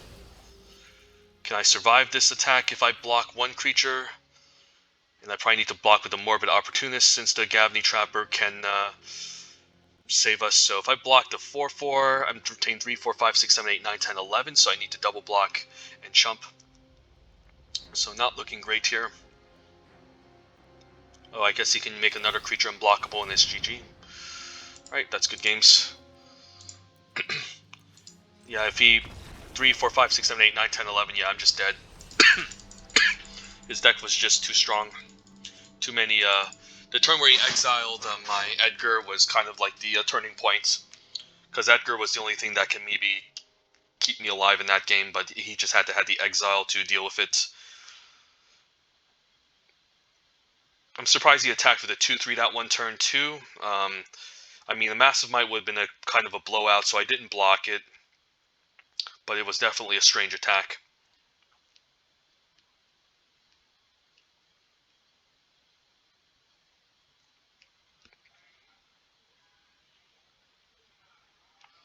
Alright, we're still in decent shape. Not close to 7, but we're still...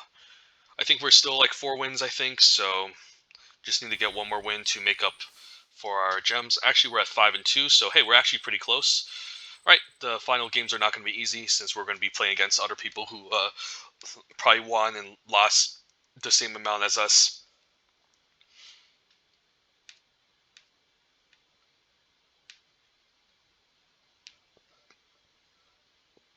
But even with a great start with Morbid Opportunist and Edgar Markov, you can still lose games in this draft set since everything is just so high powered.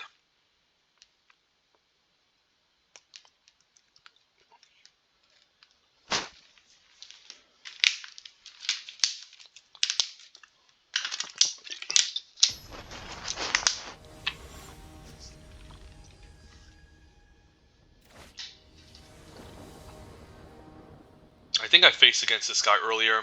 Hope it's not the blue-white deck again. Alright, this is a really good hand. A Static Awakener on 1, Candle Grove on 2, and then Morbid on turn 3. Not sure if I want to sacrifice the Candle Grove Witch, but hopefully we can draw into something that we can sack. Like maybe Undead Butler or a token from Adeline. Or maybe just a Candle Grove Witch, who knows?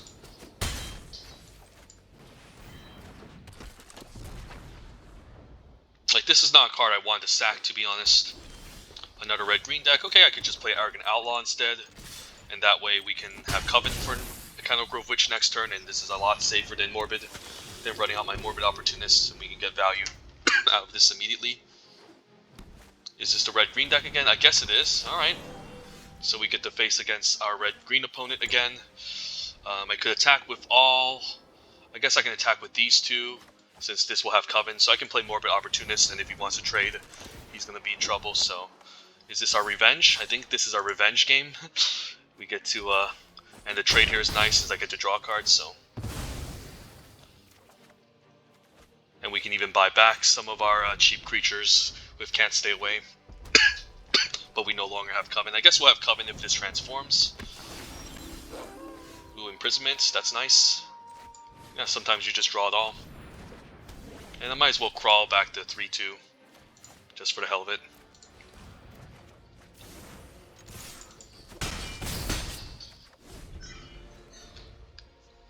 He can make a 2-2. Snarling Wolf can pump itself. Spellroom Painter, okay. Concealing Curtain isn't the worst. If I play Concealing Curtain, this will have Coven, so let's do that. And then I might as well play the Arrogant Outlaw to drain him as well. So we get to get our revenge game. Good game. Hey, good game does last game, so I get to do this, okay? That's cute. I still have Coven, so I can still attack in for 2, which is nice. So, yeah. This is what you get for cheesing me out last game, opponent. I get to cheese you out. Ha ha. That's what you get. I'm just playing around, but yeah, he did good game us when he used Burn the Accursed on our Edgar Markov. So hey, he gets to see the power of this deck if I can play my 1-drops and 2-drops. So take that.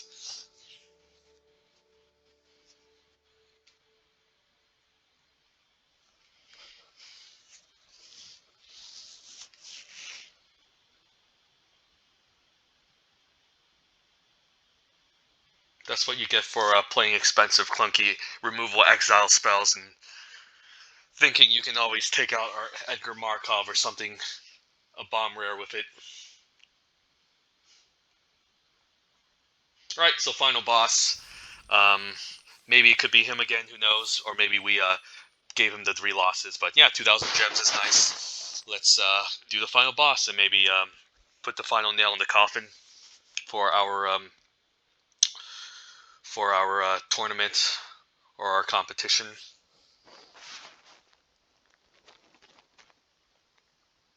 And maybe I just do Adventures of Forgotten Realms ref. I'm not sure. Or maybe just one more double feature. Maybe one more double feature should be fine, and then I can maybe do some adventures. Since it's about to go away soon, and there's Neon Dynasty that everyone's raving about.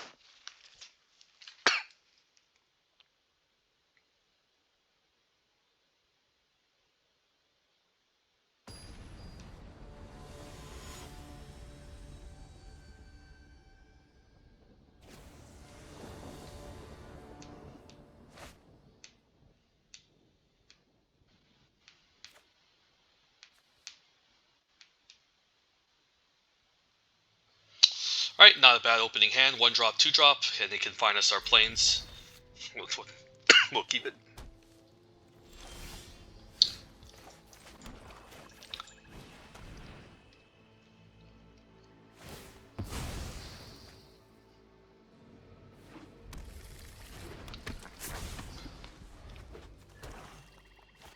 Ooh, alright, Immolation, rip. Hey, we can buy back at least, but could play out Farmhand. Farmhand can maybe lead to like a turn 3, potentially a Adeline if we curve out with it.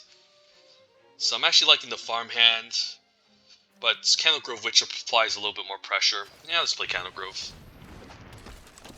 Next turn we can still play Ambitious, play Swamp, get back a Static Awakener.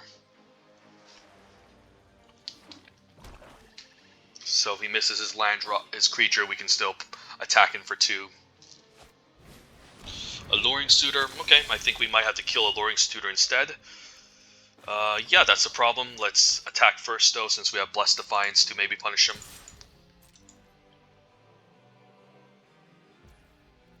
Opponent takes it. I could also just wait a turn, because he needs to attack with 2 creatures. And instead, I can maybe Ambitious Farmhand and get back a Static Awakener. Nah, let's just do it now. Fuck this. What am I talking about? This is the most mana-efficient play. I don't develop the board by any means, but the Alluring Suitor is a card that you will definitely want to Parasitic Grasp ASAP.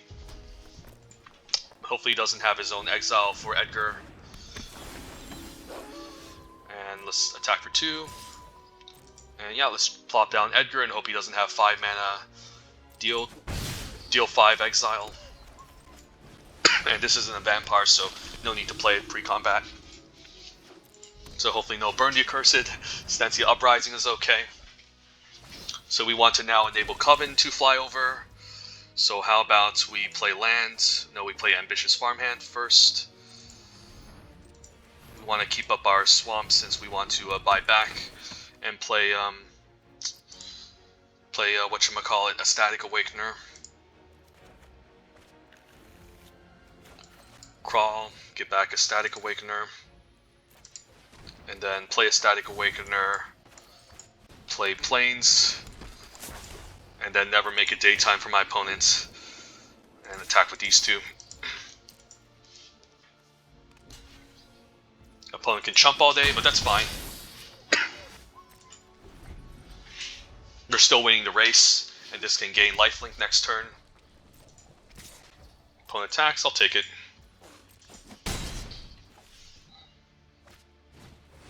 Bat Whisper, okay, makes a 1/1, which is okay. Which is obviously fine. So we can keep the 4/4 back as a blocker if we want, but then again we don't get to apply a lot of pressure against the opponent, so you know what, let's actually transform this. And then let's attack with these 3. And I guess I can still use Blessed Defiance if I want to make a 1/1 token. Not sure. I mean, by making the 1/1 token, I have something to sack next turn with the Static Awakener, so I think we go for it. And plus, we gain a ton of life here.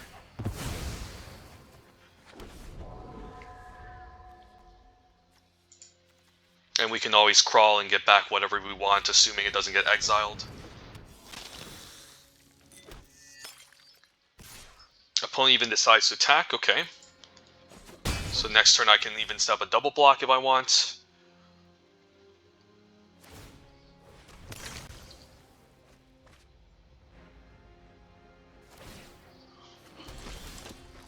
Traveling Minister is great, let's move to combat. And yeah, I'm fine at sending in we should still have Coven even if a Static Awakener dies. So he's probably going to block my token, I have to imagine. He doesn't. Okay, we might as well sack the token to draw a card and deal 4 to this 1/1. Yeah, opponent's just too scared. You have to deal with a Static Awakener eventually. I guess I can always sack Edgar Markov to be kind of cute. I mean, that's not a bad idea, actually. Yeah, let's sack Edgar. This way we can just make a bunch of 1/1 lifelinkers all day, and we still get to preserve the flyer, which can maybe trade for his bat eventually.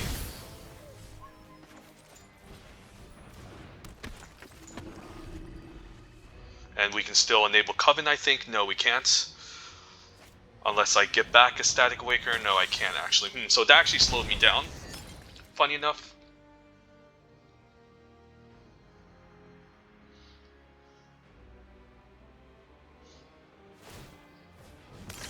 The question is, am I fine trading Candle Grove Witch? I might be.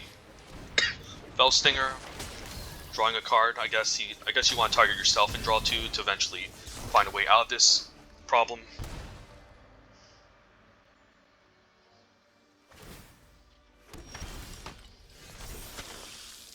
Undead Butler is also kind of awesome. Let's play it out.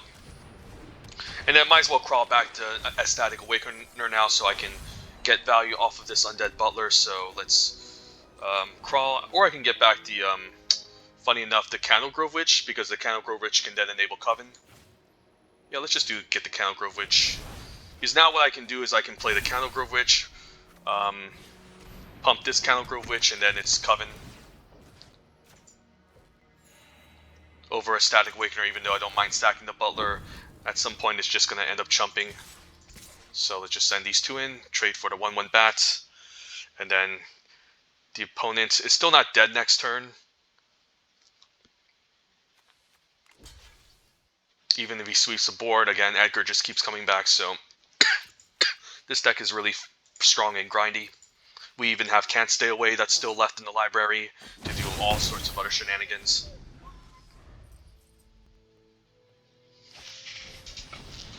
Interloper can't block. Ragged Recluse also can't block flyers, so I guess it's a 13 permanent, so it's exactly 13, so the opponent messed up there. He should have not played the land, and it would have triggered a mid-13, and he would have killed one of my 1/1 2/2 flyers, so, yeah. Sometimes you just gotta be careful and read the cards before you play them. And it has happened to me a couple of times, so no shame.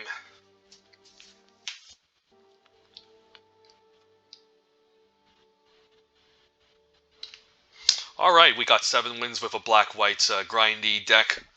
Grindy mid-range deck, which was a really awesome. Last game was the game we actually saw Edgar Markov do something.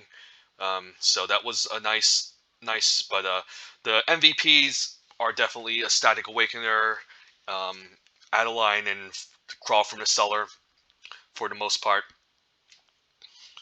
Those were the cards that really got the game job done. But yeah, double feature draft, nice 7 wins Orzhov mid-range. And just to review the deck,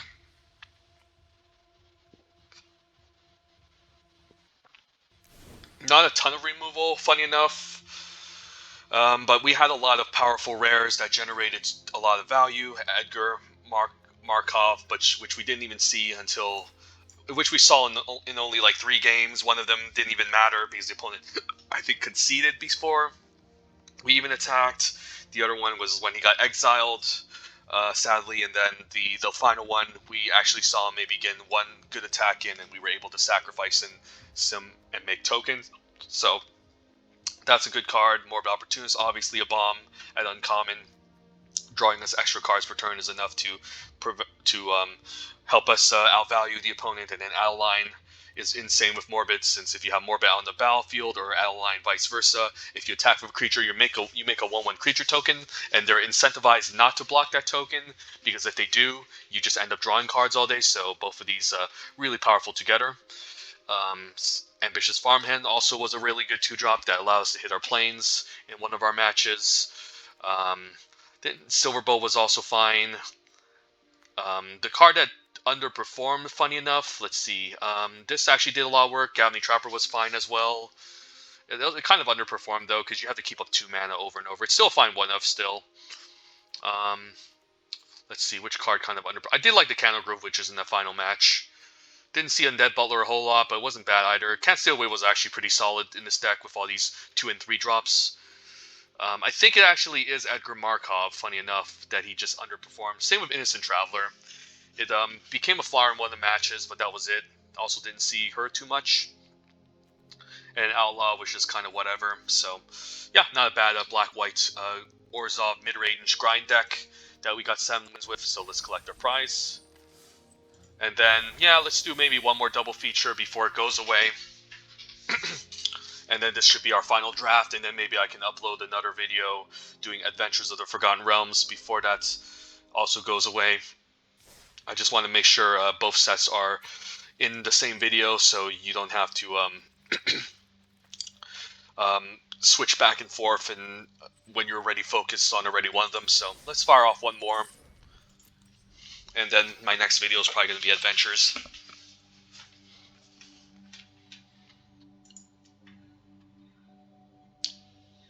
So again, the goal of this set, both sets combined, maximize your power level by drafting bombs, and in almost any color, and then try to lean towards blue as much as possible.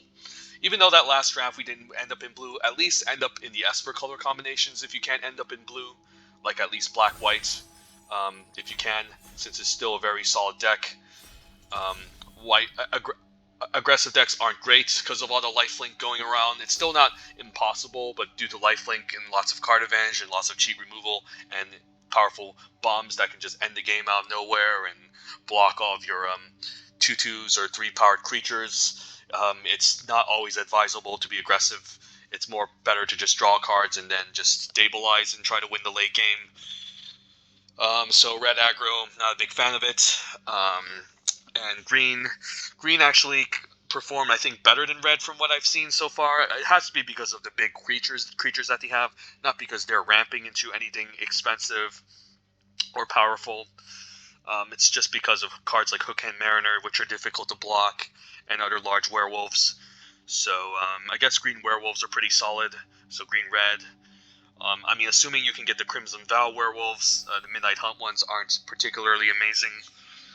So even if you end up in green, you kind of have to be lucky and get the Crimson Vow werewolves like Hookhand Mariner, Weaver of Blossoms, Flourishing Hunter, etc.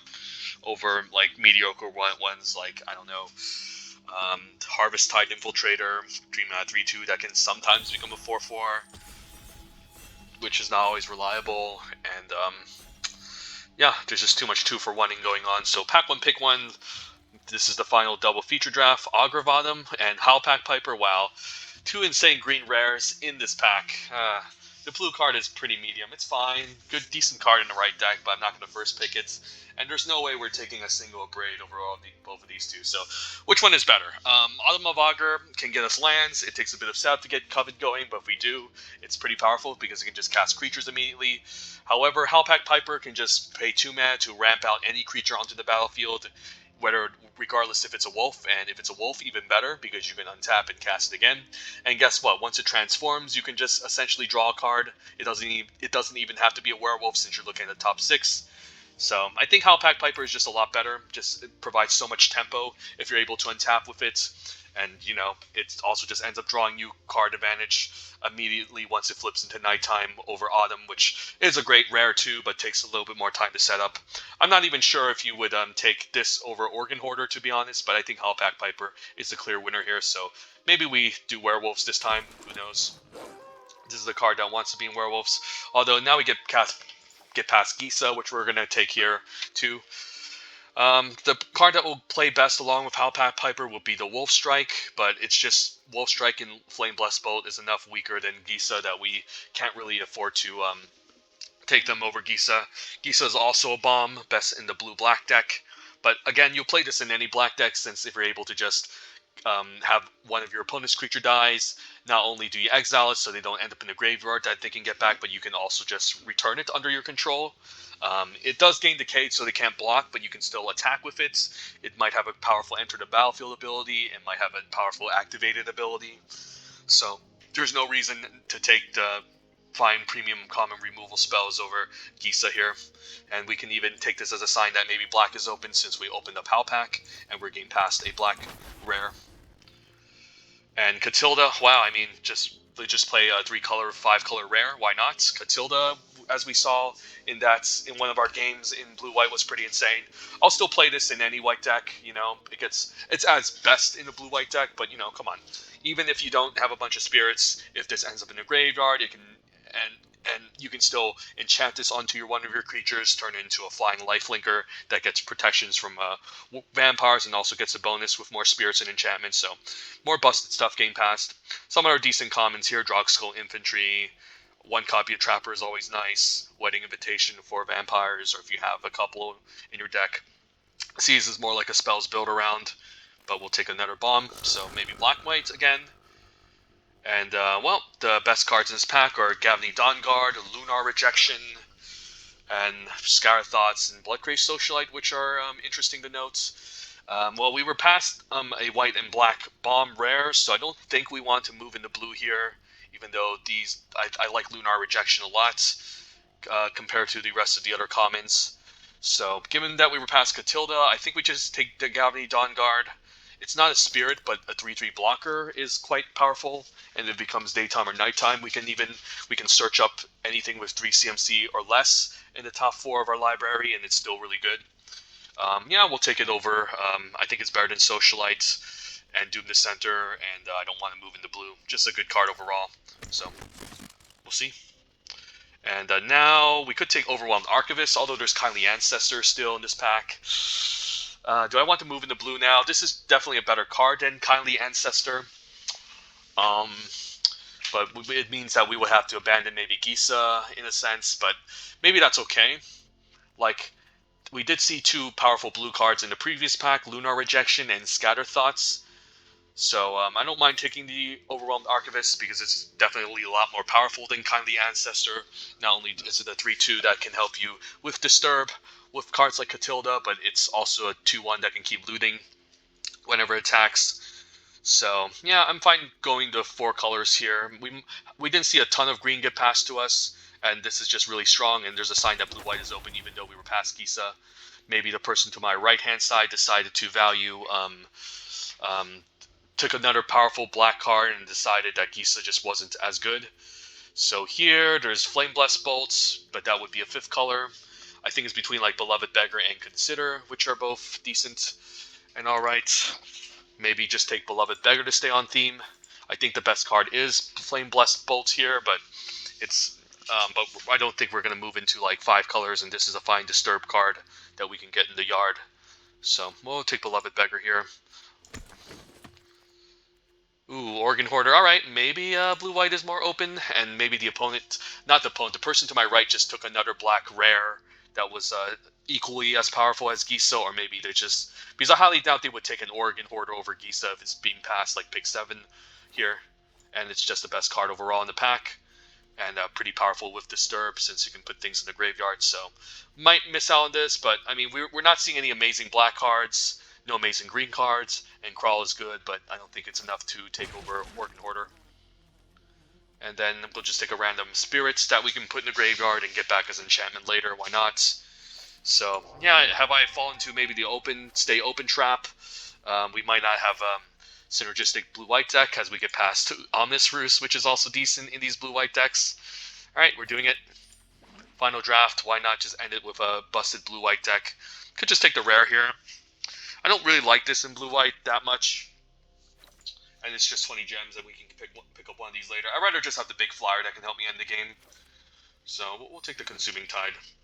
And we'll take a Geist Wave in case we need to bounce something. And as best, the blue-white home. Can even target our own creatures, draw a card. Wow, Scattered Thoughts, pick 12. Yep, blue is open. Blue-white is open. Yeah, let's just do blue-white. I guess there's out to be blue-black now that we've taken all these blue cards. But hey, we were past Catilda and the Gavany Dawnguard, so I don't know. I'll still maybe keep this as a menu option. Maybe Hellpack Piper still if we end up maybe blue-green without... Consider. Consider is also decent. Right, this is a really strong card. For the blue-white deck, not much. There's like a random flyers that we could take here, but they're kind of underwhelming. I guess I could take Primal Adversary in case we end up blue-green. And it's just a nice creature you can ramp into. A 3-mana 4/3 body. With Trample is also really strong. It's a wolf. And then if you can sink a bunch of mana into this later, you can just make a bunch of 3/3 wolf lands in the late game. I don't think we're moving to red. And then, yeah, the white and blue cards are just medium enough. I'm fine speculating on green, even though I'm highly unlikely to end up blue-green since it's a color combination I don't like.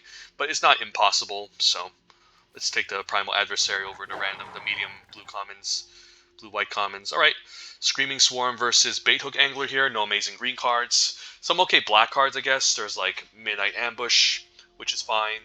Bloodcrazed Socialite. I do like Screaming Swarm as a big flyer, but I mean, the thing is we should have enough flyers in this deck to close out that we don't care about having expensive top end. The Baithook Angler can easily go into a yard. It's cheap to cast. It's an early game creature. And then it's also just a cheap spirit to go along with Catilda and Omnis Roost. And yeah, the more cheap Disturb cards, the more better this Omnis Roost gets. So it seems like an easy Baithook Angler. Even there's also a dual land to consider, but we're going to take the Angler. And, okay, so we might have to make a decision, consider black, or just take Scatter Thoughts, or even Stormrider Spirit. Could take Stormrider, honestly. Like, we're kind of, if we're going to be in blue-white, it's pretty decent. I do have Scatter Thoughts higher than this, but I don't know if we need that many Scatter Thoughts. There's also a Wolf Strike here, and Foul Play. So either way, this is kind of the problem if you focused on too many colors. You just have so many options in the pack, you don't know when to commit. And this is kind of the prime example. Yeah, I have Foul Play, Wolf Strike Hard, and Stormrider Spirit, but given again, we just want to stay open. And we know for sure blue's our main color. We'll take Stormrider Spirit over the better premium cards. And now Fierce Retribution in the pack, okay. There's also another Wolf Strike, so maybe the green thing is open, but I mean, given that our blue cards synergize better with Spirits and Disturb anyways, I'd rather just take Fierce Retribution here. Gavany Trapper also wouldn't be bad since it's a repeated way to tap. I just want to kill things, and this is a card that kills things and helps on defense, so we'll hope we don't pass up a powerful blue-green deck. Larder Zombie is also okay. I mean, the green cards just haven't been exciting, honestly. Cutpurse is also an okay card. It's better in an aggressive black deck, and you can bring it out later as a creature, but overall it's just very medium. Yeah, just take Larder Zombie, nice blocker on turn 1, can help us dig and put things in the yard if we need. Solid as a 1-of, I'm never going to play more than 2 copies. Okay, Organ Hoarder over Flip the Switch is definitely the correct choice. Yeah, best common in both sets, hands down. And happy seeing it really open. Wow, Bilumig. Bilumig isn't great with this whole Disturb theme, but hey, there's a chance we pick up Diver Scob. Hey, there's a chance we get Repository Scob. There's a chance we get Stitch Assistant. Otherwise, Piercing Lights and Stormrider Spirit are also just kind of medium cards. We'll just take the higher upside card, and who knows, we could somehow still be in blue-black, not sure. Or maybe blue with the Exploit package as we get past the late Heron of Hope. Yeah, I think it's time to take the Heron over Memory Deluge. I think it's enough more powerful, and Scatter Thoughts is essentially the same thing. It's even worse than Scattered because you don't put things into the graveyard, whereas this does, and if you do, it's even better with cards like Omnis Roost, Catilda, etc. So I'll take a nice flyer on turn 4. And then now, Shipwreck Sifters isn't bad either. 1 copy isn't bad. It does get worse if you can't discard, but with, I guess, with Overwhelmed Archivist, it's okay. But I might not play it, but if we find more ways to discard, this can grow, and it's okay, so we'll take it. And we'll just take a random counterspell. Not sure if I'll play it. I don't think we're hard splashing Giesa with double black. It's kind of a mistake. And yeah, green. Ooh, wow. Really? Okay. I mean, whatever, guys. 6. Yeah, the blue. I talked about this a million times, but the blue-white deck just doesn't have that many instances in sorceries to really go off with this. But I'm still gonna take it because there's nothing else in the pack I want. So yeah, what improvements can we make? Maybe we just don't need the exploit package since it might not exist. It's much easier to get going. The blue-white disturb slash exploit package is better to get going in Crimson Vow, given that you don't have all these plethora of insane like blue cards from Midnight Hunts crossing over, and sometimes you just have to play those exploit creatures as kind of role players in the deck. So it's a little bit harder to exploit in blue-white, but it's still fine. Yeah, it doesn't seem like there was too many amazing black cards being passed or green cards, to be honest. So I think we're in fine shape. I mean, are we? I think we splashed this. I mean, I think it's a mistake not taking this. Honestly, this is a bomb, and we just need single black to splash it. It's definitely going to be the pick here. Otherwise, I wouldn't mind an infantry. Infantry would be amazing 2-drop in this deck. But come on, Liesa, Jesus, we're taking her. This is the final draft, so we might as well splash the bomb. So evolving wilds are going to be pretty high up on my list, and if not, I don't mind just throwing in 2 random swamps into the library and taking it from there. Man, this deck is it's just full of playables already. It's like we don't even. It's just that it's like we just need a couple of like more 2-drops and maybe some removal as well as some evolving wilds to just close out this deck, round out this deck. Maybe take a traveling minister. But yeah, this deck is insane. Ooh, another. Wow. Really? I mean, you gotta take over the second dual land, right? I don't know. I mean, for the first dual land, which can help us fix it, you can't not take Catilda. So how do we do this deck? It's gonna be a little bit rough. We'll take another Fierce Retribution, perfect pickup. We don't need a Crow Witness in this deck. Could even cut the Consider now. Their power level is just so high. It's just kind of absurd. And the funny thing is you can always have Catilda, the front half, and then the aura half of it on the other side. We'll take Traveling Minister. Again, important early game creature to have. Gains us life. Pretty powerful of Catilda. Pretty powerful of Heron. Over Revenge of the Drowned, which is also a great 4-drop to have access to. But Minister is just too important in any white deck. Could cut 1 Scatter Thoughts. Could cut Shipwreck Sifters, although I do like discarding Disturb stuff. Wow, another Overwhelmed Archivist, or maybe it's just Lunarch Veteran here. It's between Lunarch and Overwhelm. We have a million 3-drops already. But, I mean, I guess the second copy improves Shipwreck Sifters, but I might not even play Shipwreck Sifters, or maybe this discarding once is okay. I don't know. I'm going to take Lunarch Veteran. It's just too good. And I'll just take another Lantern Bearer. Why not? I think we're just full on playables now. I can even consider throwing in a Scattered Thoughts into the sideboard now. Or even Lantern Bear. I mean, Larder Zombie. It's a fine blocker, but it's like we have enough already in this deck.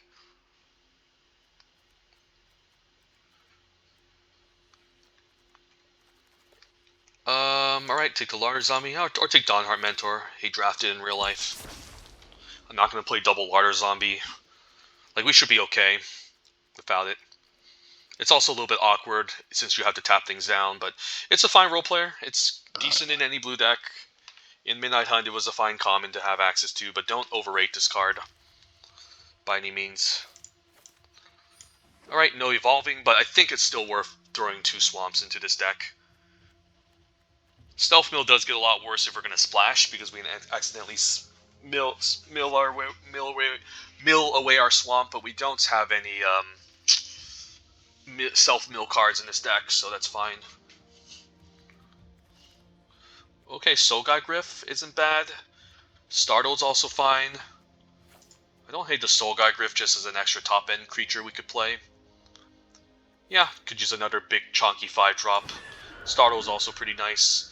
And then we don't want to self-mill. Maybe take an Alchemist Retrieval over Chill. We do have double Organ Hoarder to go along with Chill, but that's about it. Yeah, it's not like we have a high density of zombies unless we put Larder Zombie to get the discount with. I think we actually take the Bounce Spell. And then even a Cruel Witness this late, wow. Could cut Stormrider Spirit, I don't know.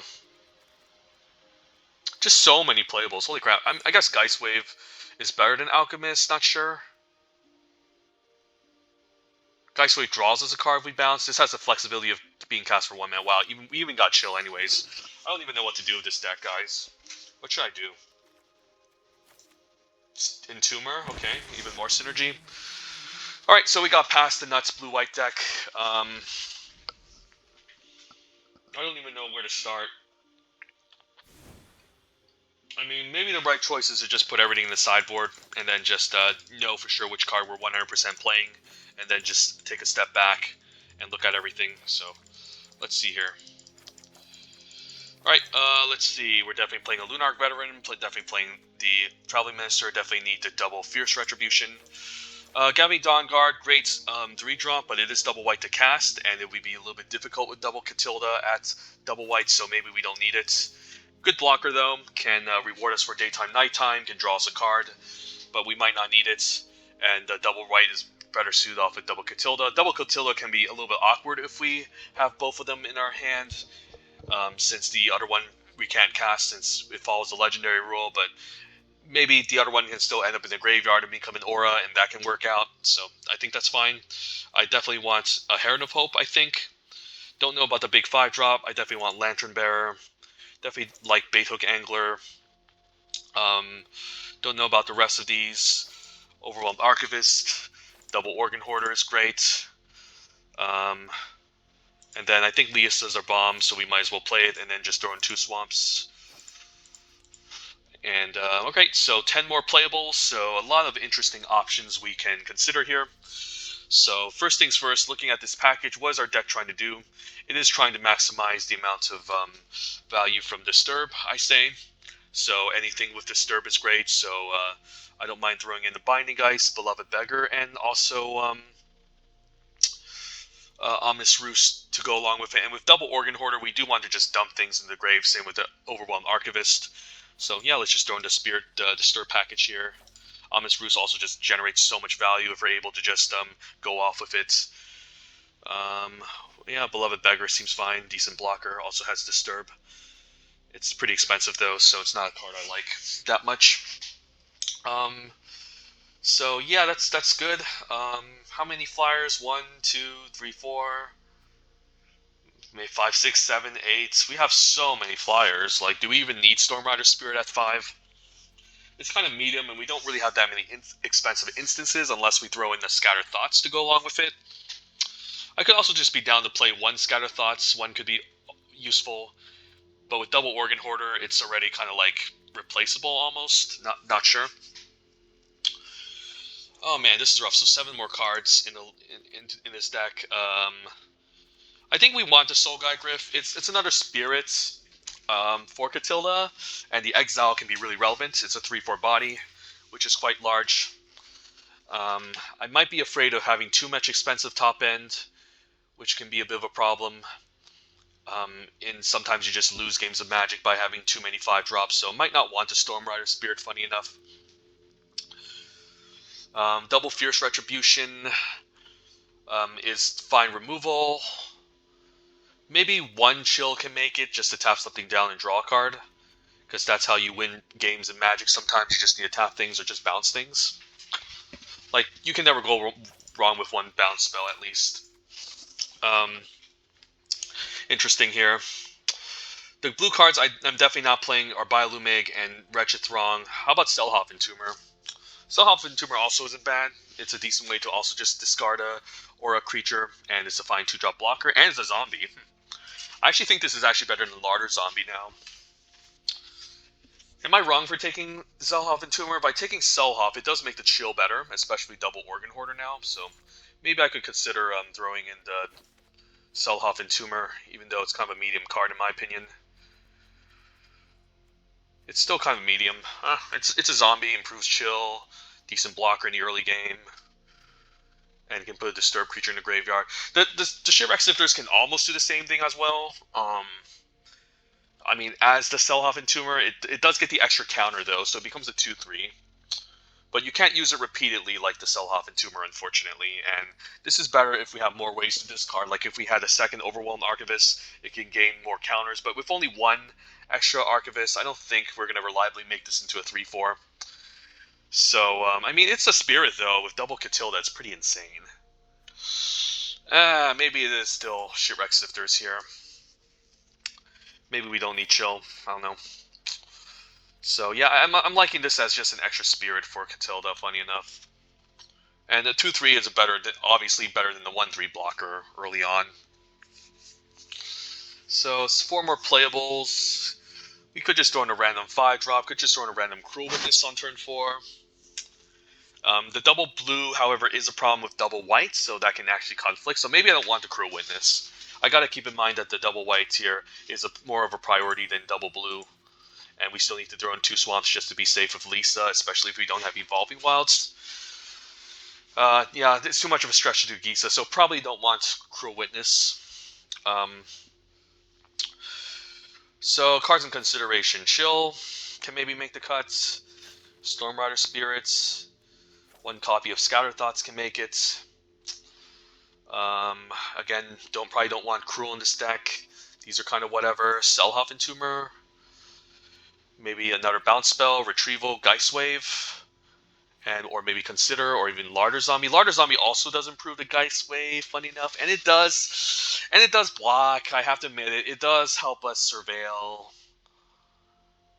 Maybe it is just Larder, or Selhoff. Selhoff is just better than Larder. I just talked about this. Because you still need to tap 3 cards to surveil. You can just discard things right away with Selhoff and Tumor. Yeah, those are. We might as well play all of our spirits to maximize the power of Catilda, so I guess Stormrider Spirit can still make the cut here. And then there's the zombie package. One Scattered Thoughts is never wrong. Just to have an extra 4 and to go along with the whole Disturb synergy stuff going. We don't have a ton of interaction, so I could even consider a second bounce spell. Or maybe I just throw in the Selhoff and the Chill package. How about that? I don't think we need a second Scattered Thoughts with double Organ Hoarder at 4. Like, this could be a cute package. It gives me an extra interaction spell and a zombie to make it a little bit cheaper. Also, we can discard things to disturb out instead of playing a second Geist Wave and whatnot, or even consider. So, you know what? We could just throw in an extra zombie package into it and just run something like this. And then the mana base, 13 and 10. So we're actually favoring blue a little bit more than white, although we do need double white with Catilda early. Maybe I can only... maybe we still need to go double blue, just to be safe. The fact that we don't have any double blue cards makes it so I do want to just go 8-7 like this. I can also just go down 1 swamp. Like, going down 1 swamp isn't the worst. Like, the worst case scenario would be to, like, Organ Hoarder, and you have to choose between Liesa or a swamp. That would be, like, the worst case scenario. But just to make our deck consistent, we might want the extra island just to be safe. This is going to be a little bit awkward if we can't cast Liesa, though. Like, let's say Liesa is in our opening hand, and then we need to find our second swamp. So maybe I'm still supposed to do this instead. We also have some early white creatures to play as well.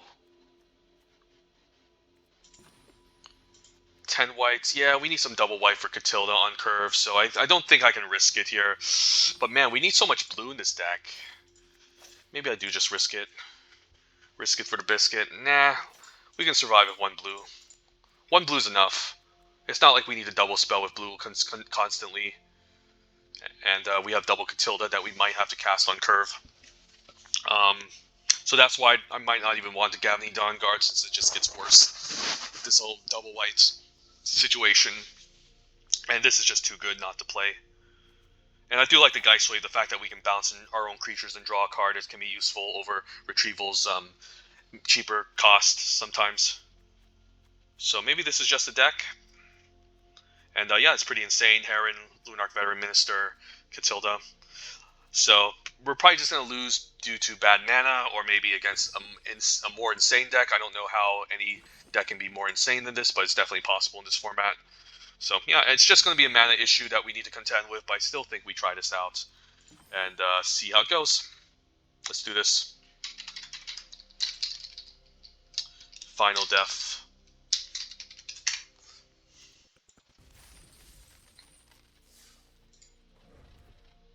I don't even know why I'm calling it Final Death. That doesn't make any sense. Final feature. How about that? Final feature.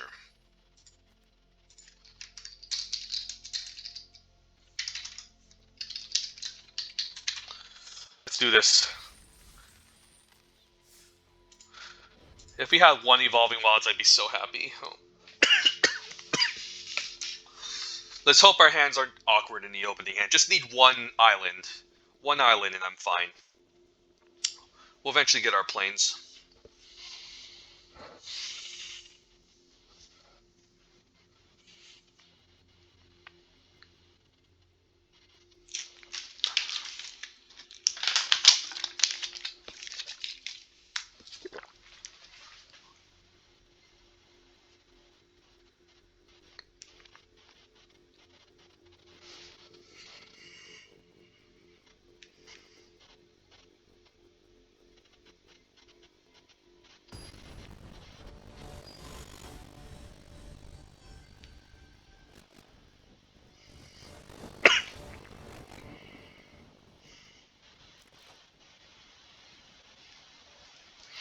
Opening hand. Alright.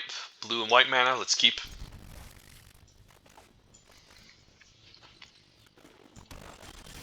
Catilda. Alright. Just get our second planes, play them on curve, and go from there.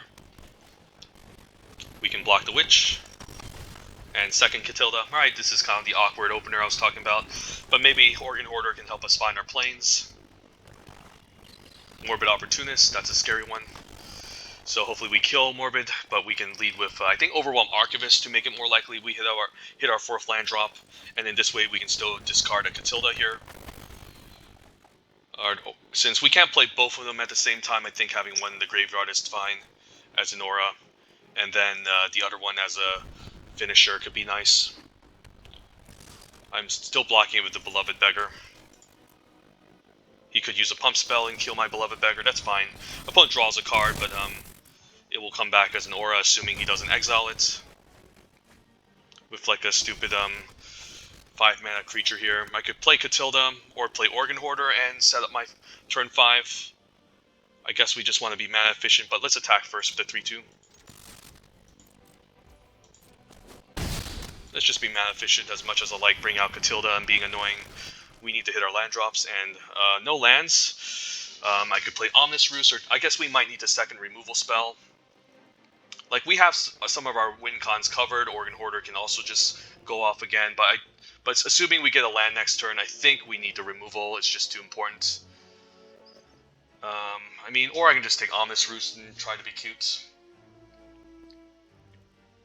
This is rough. I wish one of these were just a land or a disturb card. We have one Fierce already. Fierce is awkward if we need to use it for 6 mana. So maybe it's just second Organ Hoarder, and then maybe we can just go off of Organ Hoarders. Not sure. This could be wrong.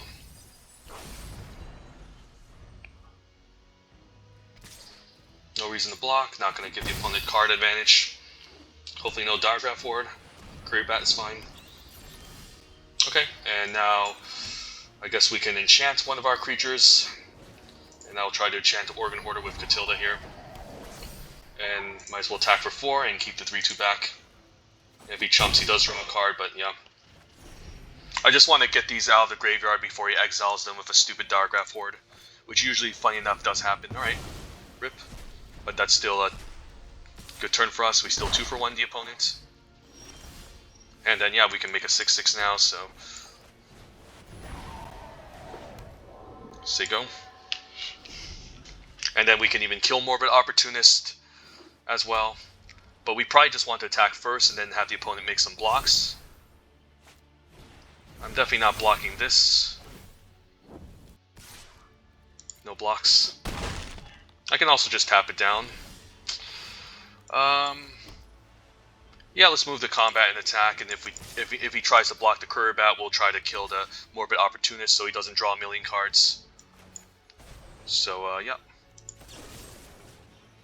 Actually, no, this is the wrong option.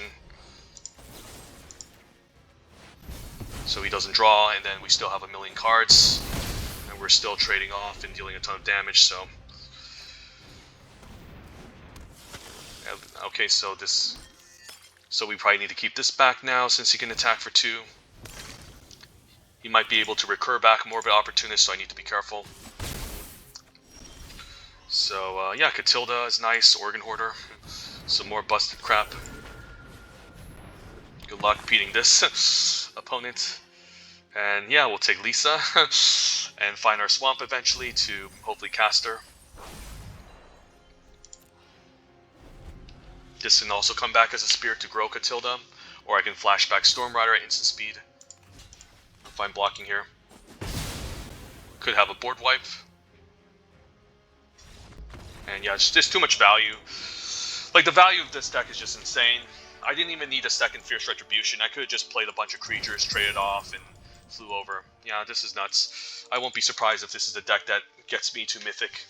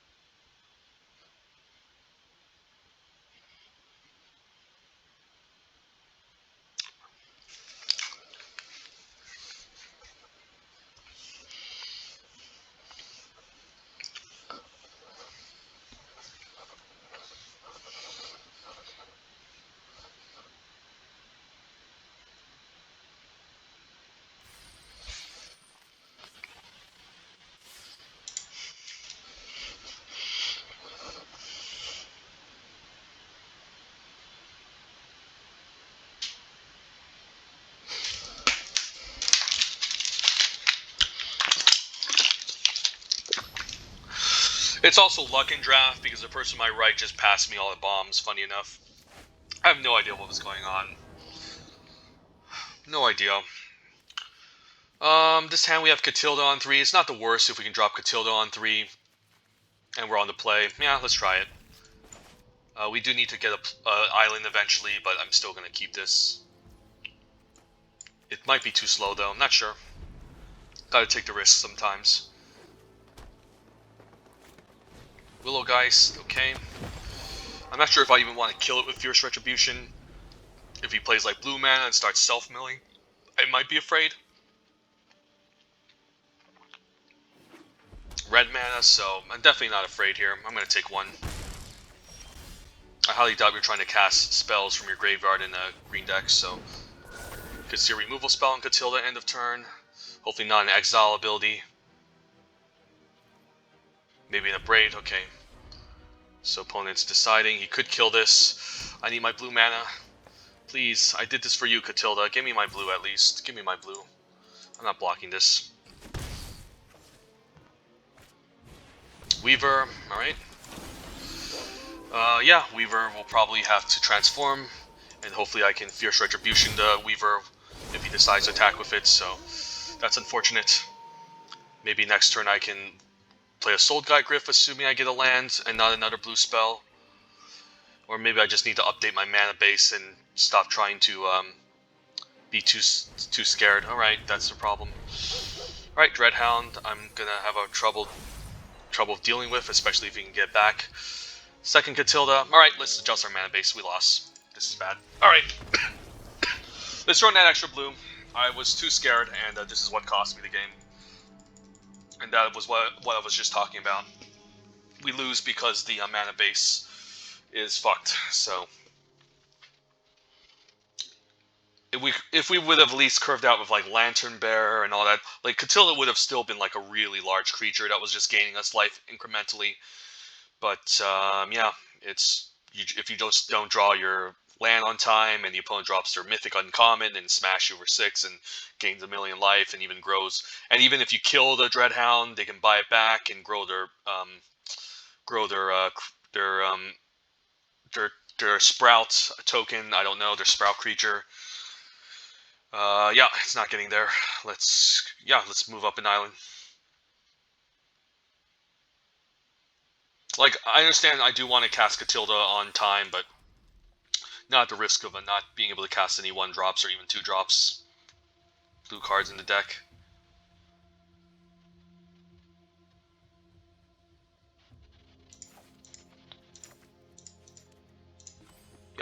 this seems alright. This seems okay.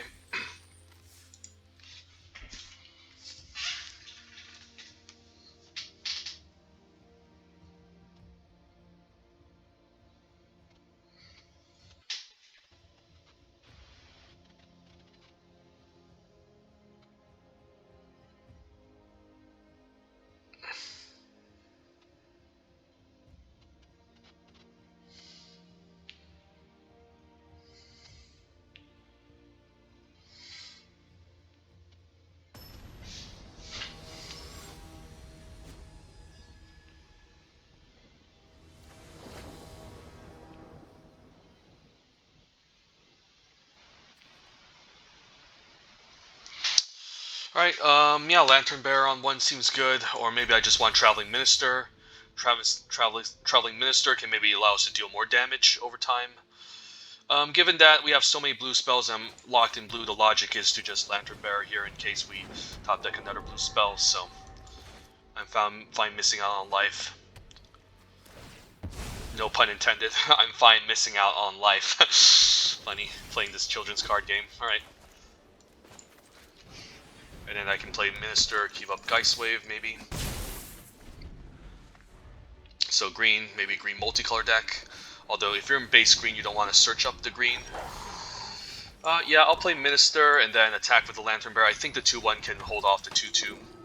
I don't need to be that aggressive since I'm going to be gaining life and smashing him for 2 in the air. Fine. You do want to just lower the amount of werewolves in the red-green deck. And then we still have a bounce spell in case the opponent has some sort of removal or some sort of trick. Reckless Stormseeker is scary. I might just want to double block that, funny enough. Assuming it's going to attack. I think I actually double block this, funny enough. It's just too powerful. So let's see if it wants to pump itself. Decides to pump the Hungry Ridgewolf, okay. And then I'm fine trading the 2-1 for it.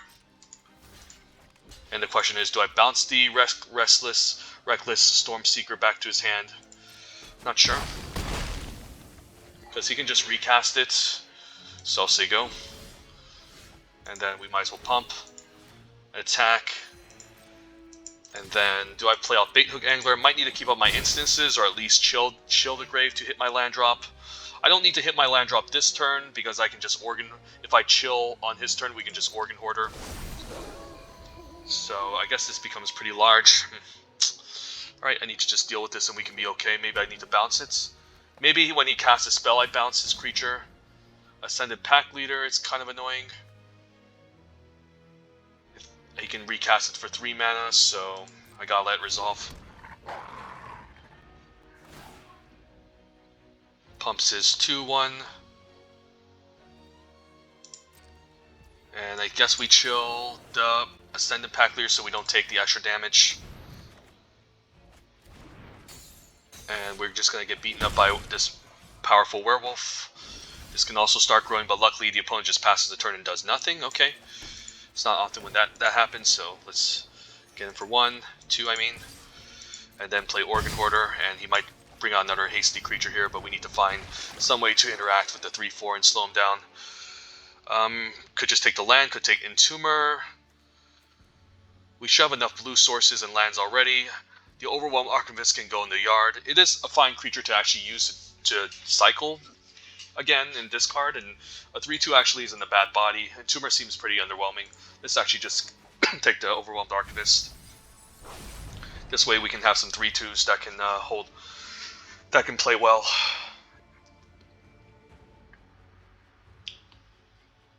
So maybe we can have a turn where we can bounce something quite nicely. I don't know. We'll see. I'm hoping he's out of stuff to play, since he just... Okay, Toxic Scorp, alright. I guess I'll take the hit from Toxic Scorp. There's no reason for him not to pump Toxic Scorp. Pumps to 5-4 instead. Okay, interesting. Alright, I'll take 5. That is a very interesting approach. Next turn we can maybe set up a double block. So first thing is first, let's play the Overwhelmed Archivist. Draw a card and then discard Plains. Play our Plains per turn, and then do I pump a Traveling Minister and attack for 2? It does help us race, but we might need a double block on the Storm Charge Master or whatnot, so I think I actually keep this back. And then we'll say go. keep up the bounce spell in case there's any shenanigans. And then we can start incrementally gaining more life with the Heron of Hope. Hopefully, as long as we're able to deal with this board state, we should be fine.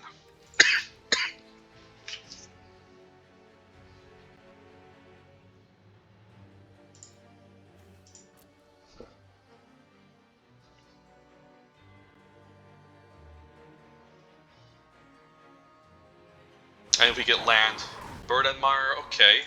So it's a 3/5. He could even pump it as well. So let's see if he wants to attack with the Wing Shredder or the Storm Charge Berserker. If he's only going to attack with a 5/4, I'm just going to bounce it. Just to waste his entire turn. And that's fine with me. So now Catilda to the rescue, or Heron of Hope. I guess if I Catilda, I can still Bait Hook Angler, so let's just do that instead. And then make a giant Bait Hook Angler. And then I guess I'm fine pumping now and attacking for 2. And we still have the 1/2 which can serve as a 1-powered creature on defense. And then we can transform it into daytime. So yeah, the Geist Wave came in handy. And now Catilda can just gain us 1,000,000 life after the opponent missed a couple of land drops, so... Next turn we can also Heron of Hope and start gaining more life and attacking with a big life linker.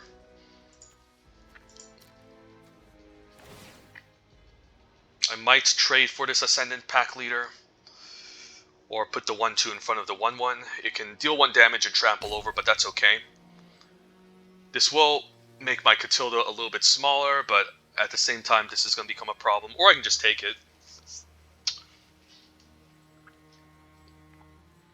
I guess it doesn't gain trample.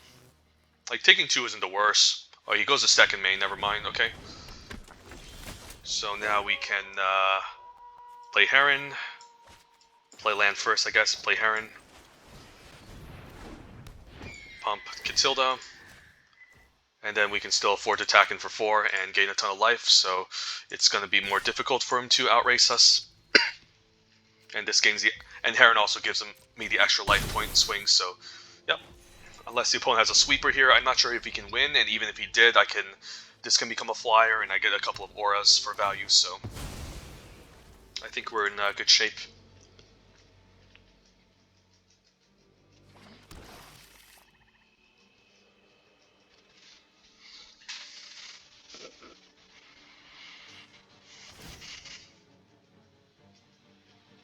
Okay, interesting. So he's going to attack with the Bird Admirer. I think I'm okay at taking it. I guess he's just going to pass the turn and make it nighttime. Fair enough. So I can main phase Scatter Thoughts still. And then Fierce Retribution is a nice gift. Plus a Plains, since I have enough islands. So we'll take these 2. And I can't Fierce Retribution unless the creature is attacking. So I think the game plan is just to... gain some life here and pass. And then we can use Retribution on maybe the 3/5 if it decides to get aggressive, or just kill it next turn and start an attack for lethal. Wait, 4, 5, 6, 7, 8, yeah, it would be lethal. Unless he has a way to kill one of my flyers.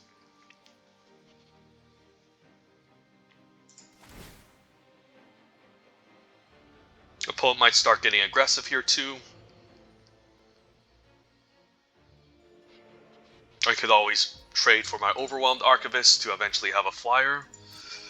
Or just put my Organ Hoarder in front of the 3/1. I guess Lantern Bearer is also an option. Opponent's just going to keep passing the turn. And there's no real like counter spells in red or green. He can kill Catilda. I guess that works. All right, rip. But it might be a little bit too late because again we can just Fierce and get rid of the 3/4 and start pinging him in the air. So yeah, it might just be a little bit too late. So Fierce Retribution to the rescue again. And I can even pump my Heron and gain life, so... And make it harder for, again, this deck to race, so...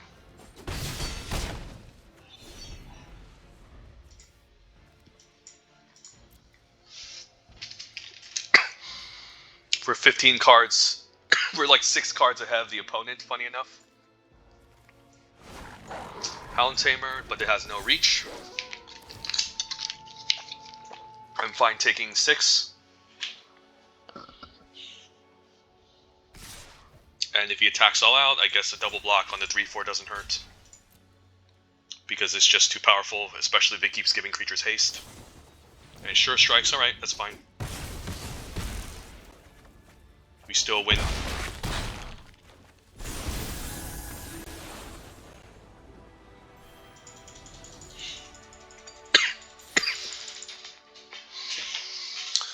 I keep coughing, one moment.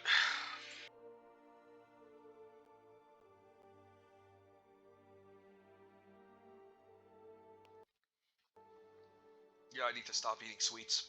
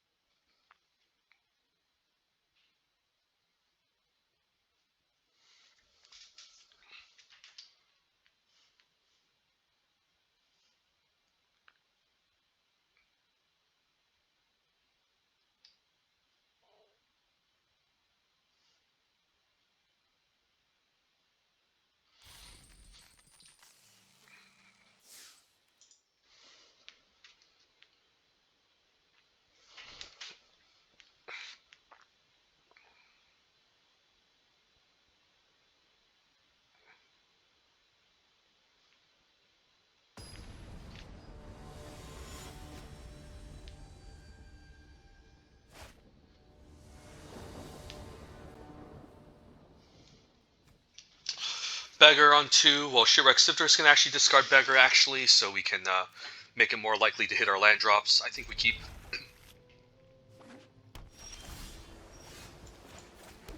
So the question is, do I run out Shipwreck Sifters or do I run out Beloved Beggar?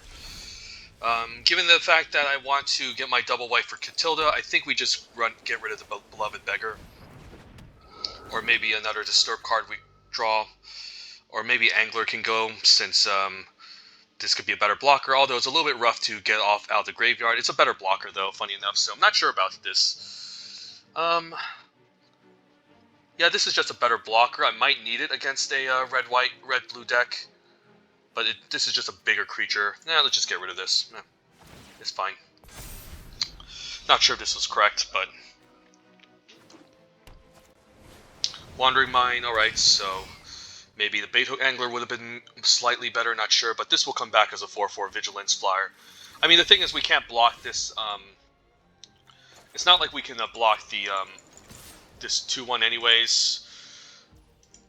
I mean, it's not like we could have blocked it anyways, even if this was a ground creature, so I'm fine with this.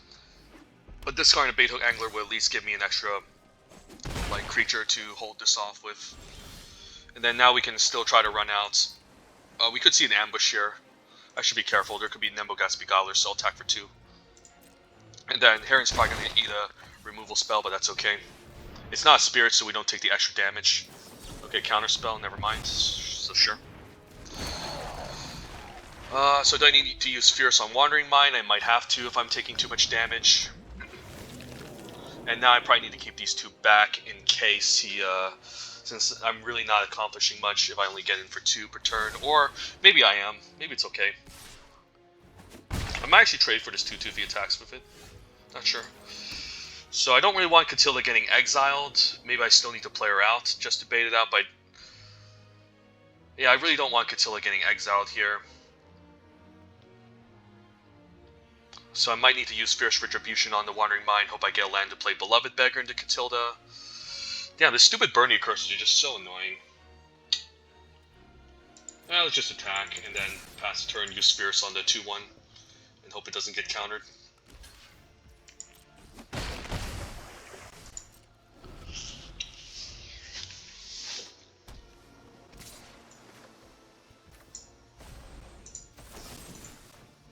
I'd rather get this exile so at least Catilda can, hopefully no stupid flip the switch. Alright, it's gone. So that will slow down the clock. Ooh, Organ Hoarder? I'll take an Organ Hoarder. Hopefully it doesn't get countered. I mean, he's keeping a lot of his mana. He's probably going to fire off a removal spell end of turn. Second Plains or Storm Rider Spirit. Might just want Storm Rider Spirit. The second Plains will allow me to get Beloved Beggar though, and the second Organ Horror can be kind of cute. I don't know. We need to bait out the removal spell. I'm going to take a Spirit here. And attack for 4. Nemo Gaspigalar. Okay, so he had it anyways. That's fine. He gets to ambush my creature, but then I can play it as a Spirit again.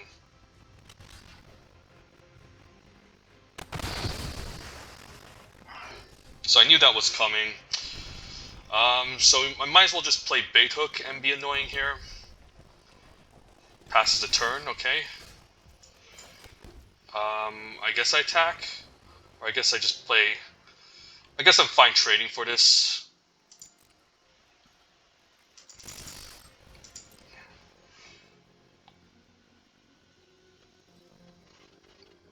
Opponent decides to block this. Yeah, I was reading that. Okay. That's fine.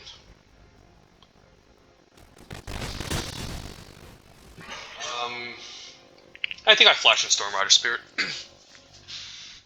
Because there's a chance he taps out and I can swing in for 3.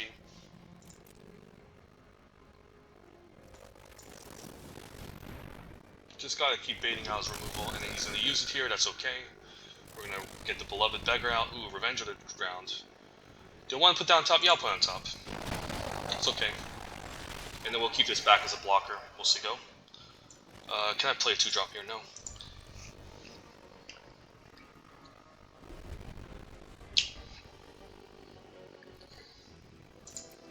We'll just keep having him waste his removal spells. I think his main target is the Beloved Beggar here, which is fine. And if he uses a removal spell, I'd be pretty happy here. A Braid, okay. Lantern Bearer isn't the worst, and then Bait Hook Angler. Yeah, we can take it slow. We don't need to necessarily play out our big boy yet into a clunky removal spell, so we can give him all these mana inefficient turns if we want. Hopefully the opponent doesn't find Exploiter for Bailu Meg. Plays Phantom Carriage, which I think I have to kill. Covet's Castaway is kind of annoying. He can also shuffle back the Big Flyer. Maybe I just run this out now. We can chump block with the Lantern Bearer and take it from there. Yeah, we just want to make his turn inefficient. I could also block with a 4/4 knowing that he has a removal, but I'm still fine chumping, I think.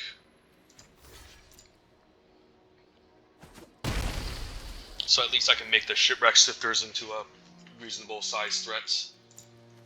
So just kill my Generous Soul, please. So I can play out Catilda and try to own you with my giant life linker. Please just use it now. There we go. Alright. Yep. So we're gonna play black. I think we run Catilda out there. And then we can still Lantern Bearer. And then grow the Shipwreck Sifters. I can play around the counter spell here if he has Flip the Switch.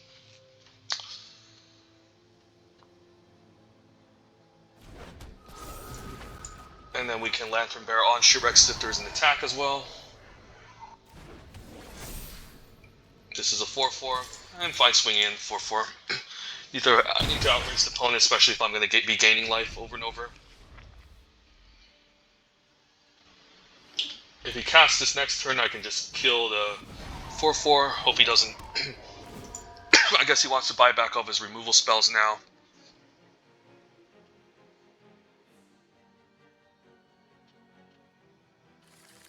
And hope he doesn't draw into any of them. So I guess I can chill. Chill's a pretty good turn here. We can also chill and play Traveling Minister.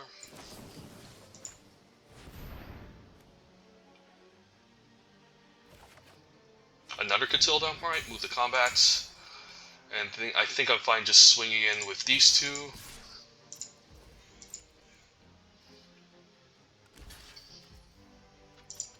Hopefully no Burn Spell to finish this off. And our Traveling Minister can also start pumping the Shipwreck Sifters. So that was a pretty good turn for us. And if he kills Catilda, I have a backup Catilda.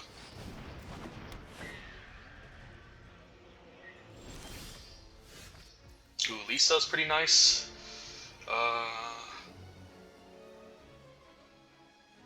Alright, let's play Liesa. I guess I can just keep playing out Catilda if she dies.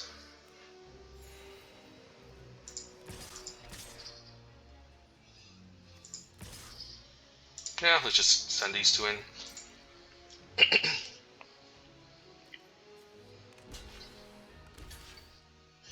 So it goes back in our hand. Yeah, let's take out the Castigator here.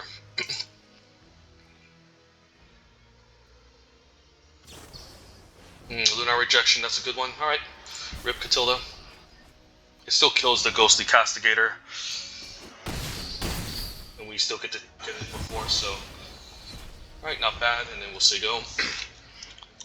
We can even enhance one of our creatures now with Catilda's ability. Soulguy Gryph is interesting. If I play out Catilda, she could get countered. I could run out the second Catilda, I guess, in a 5-drop. Yeah, let's run out a second Catilda, why not? Eventually the opponent will run out of stuff. We just gotta keep riding him out. His blue-red deck is really strong though, so... Luckily he wasn't running like Devious Cover-Up or anything like that. Double Devious Cover-Up would be pretty rough to beat. Which some people actually do in this format. If you're playing a Hyper Control deck.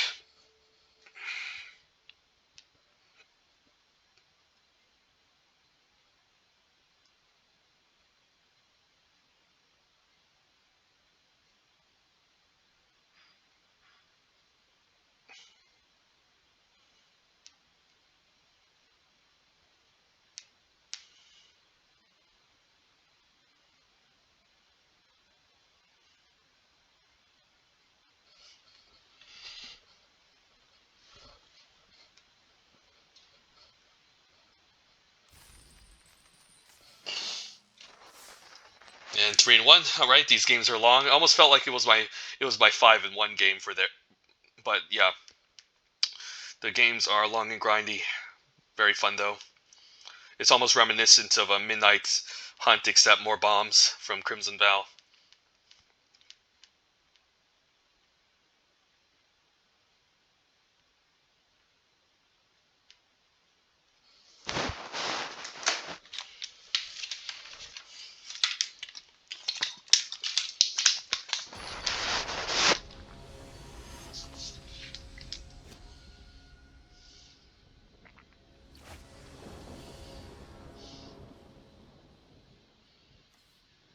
Okay, opening hand, Bait Hook, and if we can get Omnis Roost out, this is decent.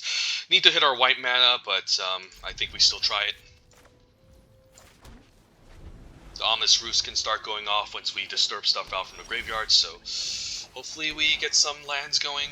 Third land would be nice, doesn't matter which color, just make sure it comes in untapped. Interloper, alright, if we get a single land, we could have at least made a 1-1 to block. But this is probably just game over if I don't hit a freaking land drop, so... Welcome to Magic. Butler's fine. Am I fine trading the 2-1 for Butler? He does get a good creature back. Alright, this is good, so now we can Omnis Roost. And the question is, do I even trade here? If I attack and he trades, and he buys back one of these 4-drops, I don't necessarily want that happening, so we'll say go. And then we can trade for the 2-1, and then even Beloved Beggar to hold off the 1-2 if he starts attacking with it. But yeah, this puts a complete halt to his game plan. He needs to now prioritize removal on these 1-1 birds, so...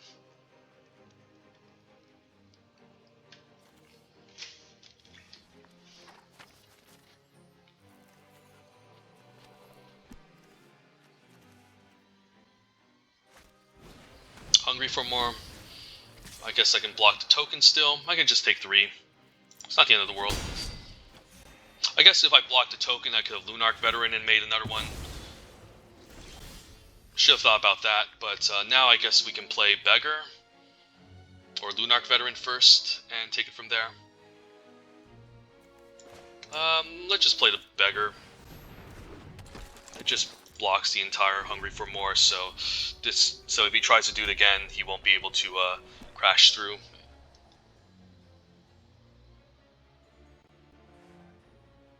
Maybe wanted to trade this off last turn to at least make another 1-1. But I'm hoping I can at least hit my 4th land drop to get something going. Keaton alive, okay, reasonable, and then he can play a 3-drop now, so... Alright, that's reasonable, I will accept that.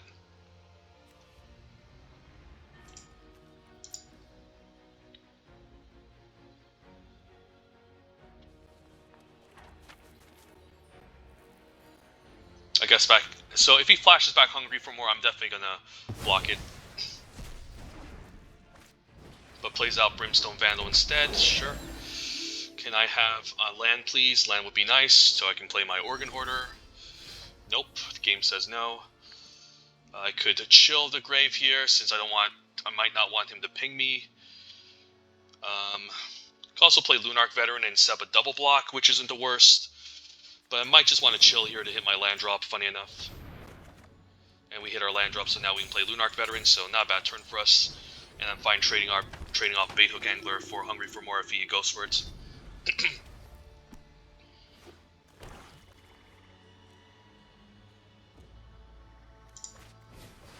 Falcon Raft Celebrants, that's a good one too. Too bad everything is so darn expensive. I guess I can exile Hungry for More, but I might have to take 4 from this. I might as well though. And I at least gain some life, so let's exile Hungry for More. And then I'm also fine just double blocking Soul Guide and Bait Hook Angler onto the Falcon Rafts. And if he has a trick, this can at least go into Yard and give me an extra flyer and a disturbed creature, since Lunar can incrementally gain me life, which is really important, so let's go for this double block. At the very least, if I get blown out, I can still Organ Hoarder, sure.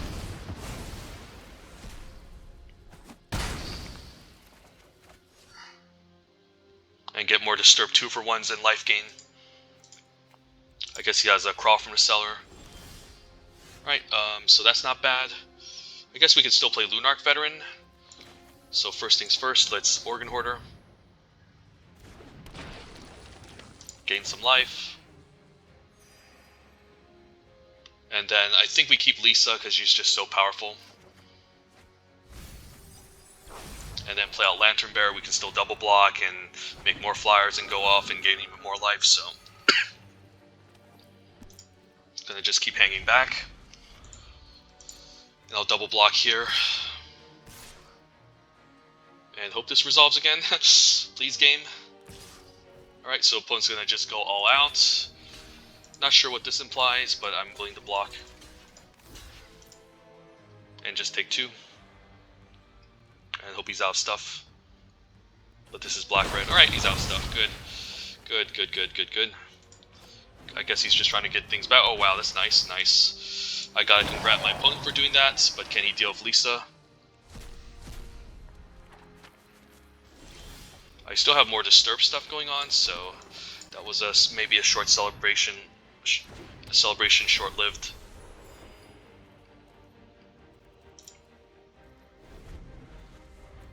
So... Alright, that fucking sucks. Are you kidding me? Alright. Opponent has it all. What can I do? So I need to hopefully Fierce Retribution one of these creatures here. But let's maintain Scour Thoughts so it doesn't become nighttime. Ooh, Catilda. I guess I don't mind keeping a Catilda into my hand. And then we'll keep a Plains. Catilda, I don't mind getting in the yard, but at the same time, I don't mind just, honestly casting her. She's gonna be pretty small, though, as a 1-1, so we might as well Retribution, I think. Diagraph Horde, or maybe the Brimstone Vandal, because we can still chump. Let's kill the Diagraph Horde. Not sure if this is correct. Can't believe the opponent is running away with this. Come on, give me a break. I played all my bombs and you still have answers for them. And they all exiles, so... Maybe it wasn't correct with this approach, but... Another Celebrant? Seriously? Ah, so lucky. Heron of Hope isn't the worst. I guess I can just play everything out now. First things first, play Heron of Hope to gain 2. And then I can Dawnheart and also gain 2. And then I might as well try to step a double block or against the Falkenrath Celebrants and hope I don't get blown out here. So we'll see go. And then if I'm able to trade off, I can at least gain more life on the way back and hopefully disturb onto Lunarch Veteran. I can also just double block the Brimstone Vandal. If he has removal, then this opponent just has everything. I can't imagine myself winning this. I mean, I can still survive and at least maybe aura onto the Lunarch Veteran and take it from there.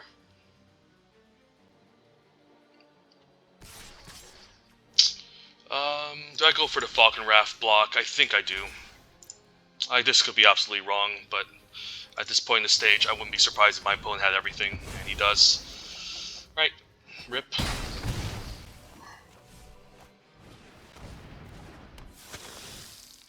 I still make a 1/1 that can't block. Ooh, Stormrider Spirits. I can't cast Stormrider Spirits, however, so that's kind of annoying, but I can still double block the Celebrants and maybe survive.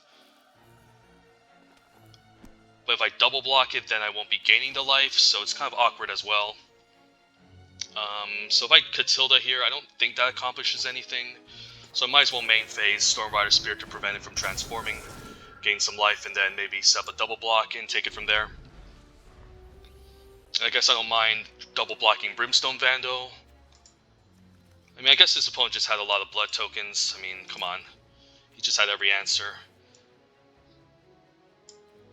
I do have a second Catilda, so do I double block and take 4 here? I don't think so. Maybe it's just a Vandal here, and then maybe if we turn this into a creature and then enhance the Stormrider Spirit, we can just gain a ton of life. Double block here would be safe, but I wouldn't have a creature to block the Brimstone Vandal next turn, so we'll take this, and if he has a pump spell, he has a pump spell. I won't be surprised if we lose, because the opponent's not discarding his cards. So I'm assuming he has like infinite removal at this point. Alright, allows it to happen, so we can now try to enchant Catilda, and yeah, that's good games. Oh my god, he has everything. Jeez. Alright. It's never... I don't really encounter this as much. Essentially, since Black-Red is usually the deck that, that's a little bit rough to get going because of the Innistrad Midnight Hunt commons, but yeah, if you have Falkenrath Celebrants from Crimson Vow, Scavenger, and even Diregraft Horde, my 2 exile creatures, then you get it, but yeah, that was kind of rough. I guess I also missed a couple of land drops, so that also slowed me down. But yeah, I was hoping this could be our last draft that can get to 7 wins, but that might not be the case.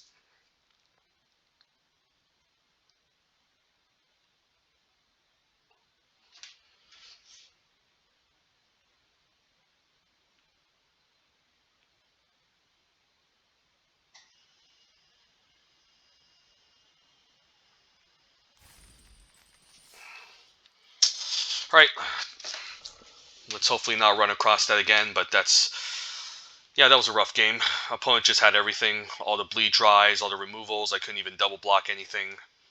Even had the exile going on.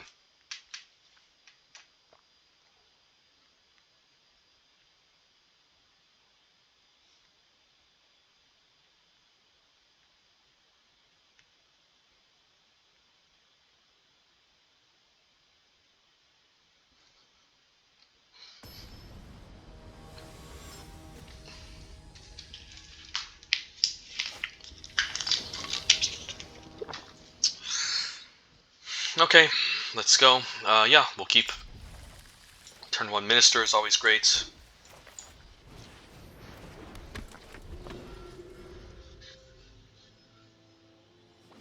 I think I'm fine gaining life since I'm facing against a red opponent. And we can still play Lantern Bear, which is nice. It's funny because if you kill this before the ability resolve, you don't gain the life, so keep that in mind. Is he holding up a Flame Blessed Bolt? I think he is, and I think he won a Bolt Minister, if I'm not mistaken. The damage can scale. I guess he rather deals with the exile creature. Fair enough. But the damage can scale, the life gain can also scale, so... Toxic Scorp, not bad, but luckily Geist Wave can attack into it. Binding Geist, I mean.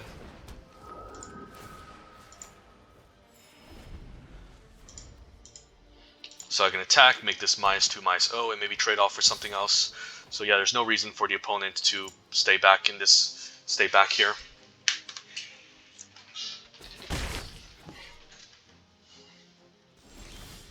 Alright, and nothing. I mean, we also didn't draw our lands, so we might as well do this, and then maybe keep up Geist Wave in case the opponent has a bite spell.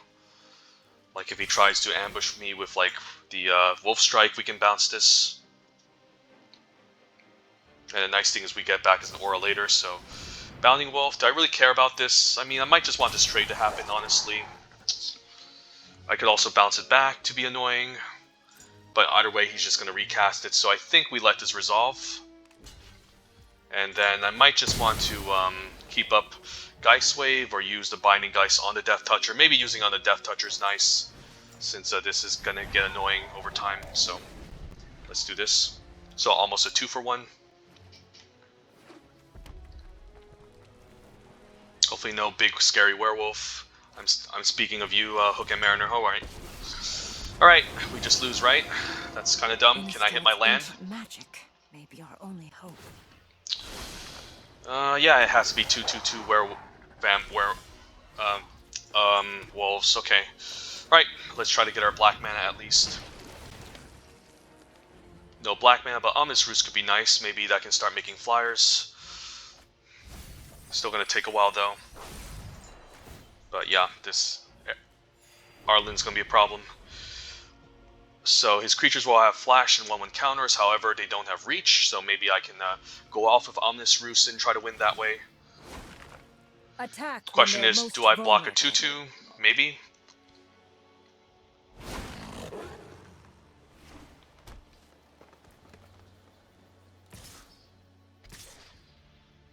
Yeah, do I block a 2/2? Probably not, because he could come in with a counter and be annoying, so... And I guess I can always Geist Wave the creature that he tries to flash in. Although, maybe it's better to...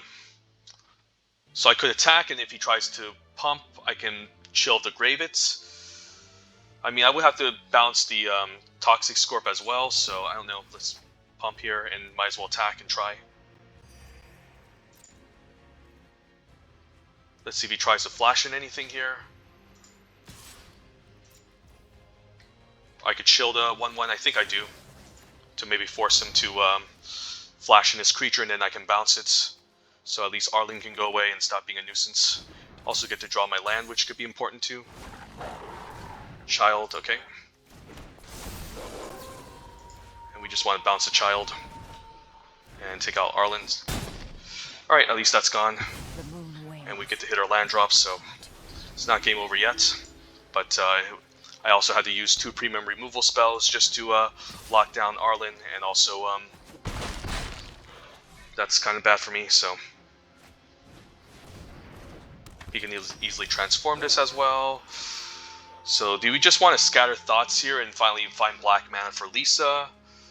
I guess I can also Ominous Roost or play out Selhoff and Tumor. I think that the game plan has to be Scatter Thoughts at this point. And we need to find our black mana, which we did, and then I could also play out my Selhoff and Tumor. The Soul Guide Glyph can serve as a reasonable win condition too. So I guess I take the Soul Guide Glyph and then play out the Selhoff and Tumor, since it can block the 2/2s really nicely. And then I can maybe play out Liesa and hope he doesn't have an exile removal base spell.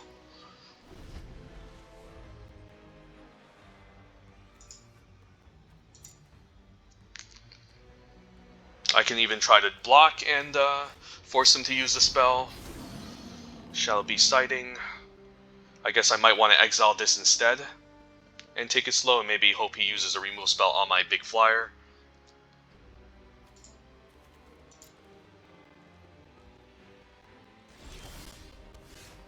Alright, this is interesting too. Let's just run out the Soul Guide Glyph and get rid of that Shall be Sighting, which is kind of annoying, and hope I can bait out a removal spell here. I can also discard Shipwreck Sifters at this point.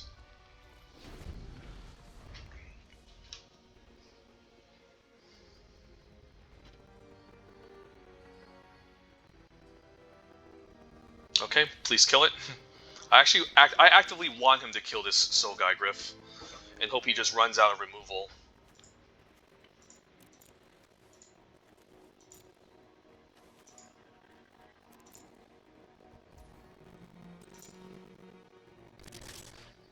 I'll double block the 4/4. Not with the flyer though, so he's more likely to kill something else. The question is, do I loot the Shipwreck Sifters? Not necessary because only 4 damage is going through, so this is fine. He might finish off my Entomber, but he might just pass the turn and say go because he can attack past my Entomber. So, do I play out Liesa? I mean, he's just going to activate this and make stupid wolves all day. There's a lot of interesting decisions here. I probably want the Shipwreck Sifters to keep looting, perhaps. It just doesn't accomplish anything here, but bouncing also doesn't accomplish anything. I think the play is Liesa. I have to run her out. Or I can just double spell. Can I double spell Liesa? No, I can't. I guess I can Shipwreck Sifters and Ominous Roost and double spell instead. He does get to make an extra wolf token, but I get to attack. Yeah, maybe I do that. Let's move the Let's pump the Soul Guy Griffin and attack, and then make it daytime. Sure, he gets to make another more wolves, but I mean, we're trying to win in the air, and we're taking a different approach. So let's play the Ominous Roost. Do I play Lunarch Veteran first? No, I don't want to play Lunarch Veteran first. Actually, I should, because I'm playing on Lunarch Veteran and Baithook Angling, alright? Yeah, I messed this one up. Or I'm playing Shipwreck Sifters, but we gotta play a 1-drop. Oops. Should have gained the extra life, and then we can make an extra flyer and switch it back to daytime. Just to be really annoying and also just gain the extra life. Right. And then we'll say go. And I might need to save this for an extra disturbed creature too. So yeah, he could use a removal spell end of turn, which I'm hoping he does. Bounding Wolf, alright, that's okay. I can still double block that one. But it's just a 3/2. So it could activate twice now, but maybe we can still outrace him in the air. And that's probably the game plan. I'm just hoping he's out of resources, honestly. I could also double spell too. Okay, attacks of all. Interesting. I guess I don't have any good blocks on here, so we might as well double block here, and then block here. There goes Selhoff and Tumor, but it's okay. Or I never mind, Selhoff and Tumor doesn't die. But I'm fine putting another disturbed creature in the yard, so we have the potential to maybe double spell still to transform it.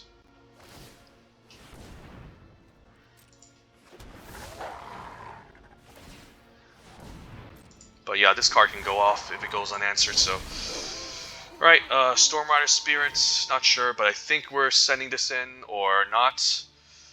Might need to keep this back as a blocker, actually, so let's just send in our flyers. And then, do I play out Liesa? I could Lunarch Veteran, but I won't be able to play anything else. Let's just run out Liesa. And stop wasting time, and say go. The 4/5 can give us lifelink still. Please don't have a removal, come on. I played around removal this long and you have to have removal opponent, come on, please. Come on, just attack me to 5/5 and swing your team and let me block and gain some life, that's it. He might just be hovering over it, I might just be overreacting. It's what happens when games are intense. You just overreact and...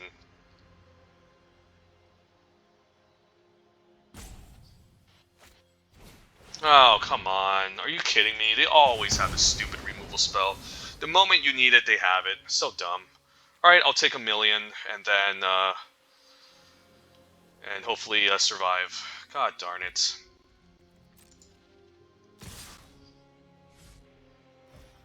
So how much damage is this? 5, 6, 7, 8, 9, 10, 11, 12, 13, 14. I mean, it's still not great, but I might need to... I'll still survive, so I'll just use the extra blocker. Hopefully we don't get run over, which we are going to get run over by, so... RIP. Game. Yeah, just when I was playing around removal and I was hoping he would kill this big flyer, he just had to have it. So dumb. I mean, it's what you have to do as a good player, I have to imagine, so... And even more bodies, okay, so... At least it's daytime. And I can still keep it daytime, so... I could shipwreck Sifters here. Maybe I do need to just discard a land. I guess I can Luminarch... I can play the Luminarch Aspirant, play land, gain some life, and then attack with the 1/1s, and keep everything back before he turns to nighttime, and then I can still flash in the Stormrider Spirit to ambush if I want, so... Right, not a bad turn. Sigo. I'm hoping he attacks with a child. The life gain trigger is on the stack, though, so I gotta be careful. So I don't think I can double block. I can still survive, though. Since this can block here, this can block here, I can double block to 2/5. Okay, he's just gonna pass the turn and make a bunch of wolves, right? I think I can kill him if he does this. 3, 4, 5, 6, 7, 8, 9, 10, yeah. So if he just activates and passes the turn and doesn't attack, we should be able to win. Okay, let's see if he moves to combat and attacks. And he doesn't, so we get to win the game here.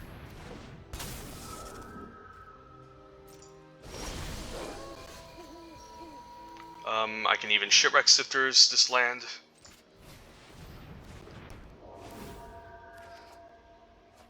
Overwhelmed Archivist is interesting. 3, 4, 5, 6, 7, 8, 9, 10. Yeah, it's lethal, so I don't even know what I'm doing here. I'm just messing around at this point.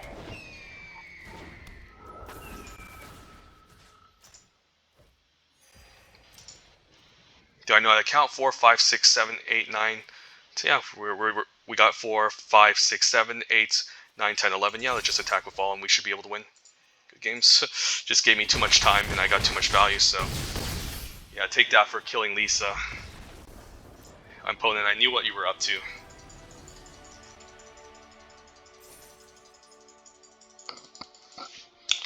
Right.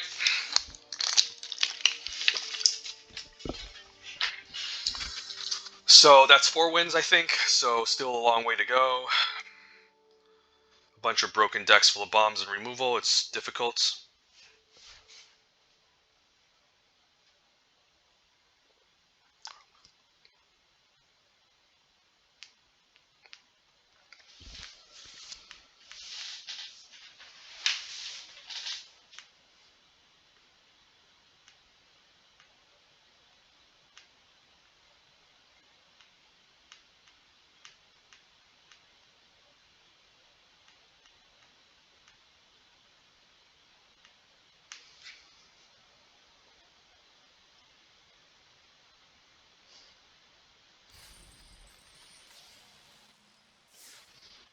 Four and 2. Alright, still not the best record. But come on. This deck has the potential. This is way better than the black-white deck that we had earlier, except it didn't have Morbid Opportunist, I suppose, so...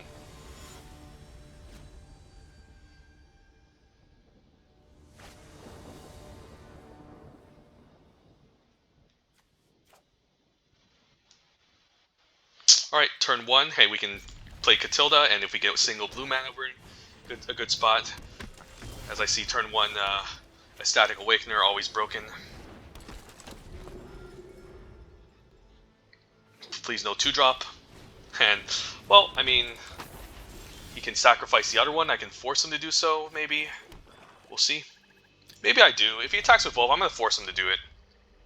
This way I'm still trading a Luminarch Veteran for and a Static Awakener. But he doesn't, he plays Ambitious Farmhand. Cowards. Cowards, but I can play Liesa eventually, so... And I can chump. I mean, yeah, I don't mind chumping. Clarion Cathars, okay, so he can attack with Ambitious Farmhand. Black mana, so I just need to draw into Liesa, right? And we should be fine. And hope he doesn't have removal. So he can easily stack the token this turn. Do I just block the Static Awakener? If I block one of them, he's just going to stack the token here, so I think I actually just take it. And hope Liesa's enough to stabilize me, because I can't seem to draw blue mana to save my life. Alright, Liesa, do your thing. I believe in you. And I can still chump with the Luminarch Veteran and get back next turn. So, please don't kill it. Don't touch it. Oh, he probably has removal. Yeah, Imprisonment sucks. I guess I can still block, so that's not bad. So I can still block and put it in my hand, so I can still afford to absorb some damage here.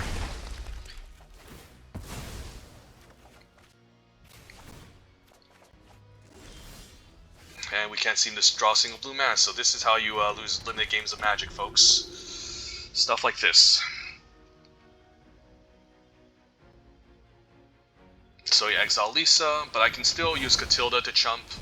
And this way Catilda can still go into Yard as an aura, which I don't mind. The question is, yeah, I probably want this to become an aura so I can enchant the Luminarch Veteran, I assume. And eventually get blue mana, hopefully. But the game doesn't like us, so... Yep, there we go. I think we just lose. Yeah, this is kind of like the spot you don't want to be in. I guess I'll attack for 2, 8, 9, 10, 11, 12. I guess I'm dead. Yeah, there's nothing I can do here. It's just bad. Alright, the final boss. The final game was just pretty sad. This deck definitely had the potential, but as you can see, the game didn't want to give me islands, even though I'm running 8-7-2. That was just a really unfortunate game, honestly. If I got a single blue man, I would have at least maybe stabilized a bit more. This deck had potential. What a disappointing draft. Yeah, oh well, at least we got our 7 wins. I'm not sure if this is going to be our final draft still. I'm still down for more. Sad to say, this insane deck just had to just end up with 4 wins. Yeah, this sucks. What can I do? And yeah, this was a 7-win potential deck, so definitely a lot better than the previous draft I did. But again, it just comes down to mana, and yeah, the games we lost was because of mana. The first game we lost was because we couldn't seem to draw a single island. The third game is, I mean, the first game we lost, yeah, the first and the second game we lost is because we can't seem to draw. I mean, the first and the third game we lost was because we couldn't seem to draw an island. The other one was against a Vampires deck that just had all the exile effects and good creatures from Crimson Vow. So yeah, pretty disappointing final draft, I have to say, if this is the final draft.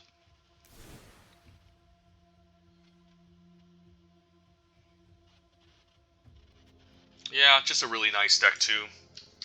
So, couldn't unfortunately seem to draw our 8 islands over the 7 plains and the 2 swamps that we have. So, alright, not much I can do about it. So, yeah, probably make a second video. So, at least you guys, hope some of you enjoy watching my content, and yeah, we'll probably just do, I don't know, maybe some Adventures in the Forgotten Realms before I maybe fire off a second double feature again. Just kind of tilted. I don't think this deck could have at least gotten to 5 at least, but anyways, thank you guys for watching and have a wonderful day. Bye.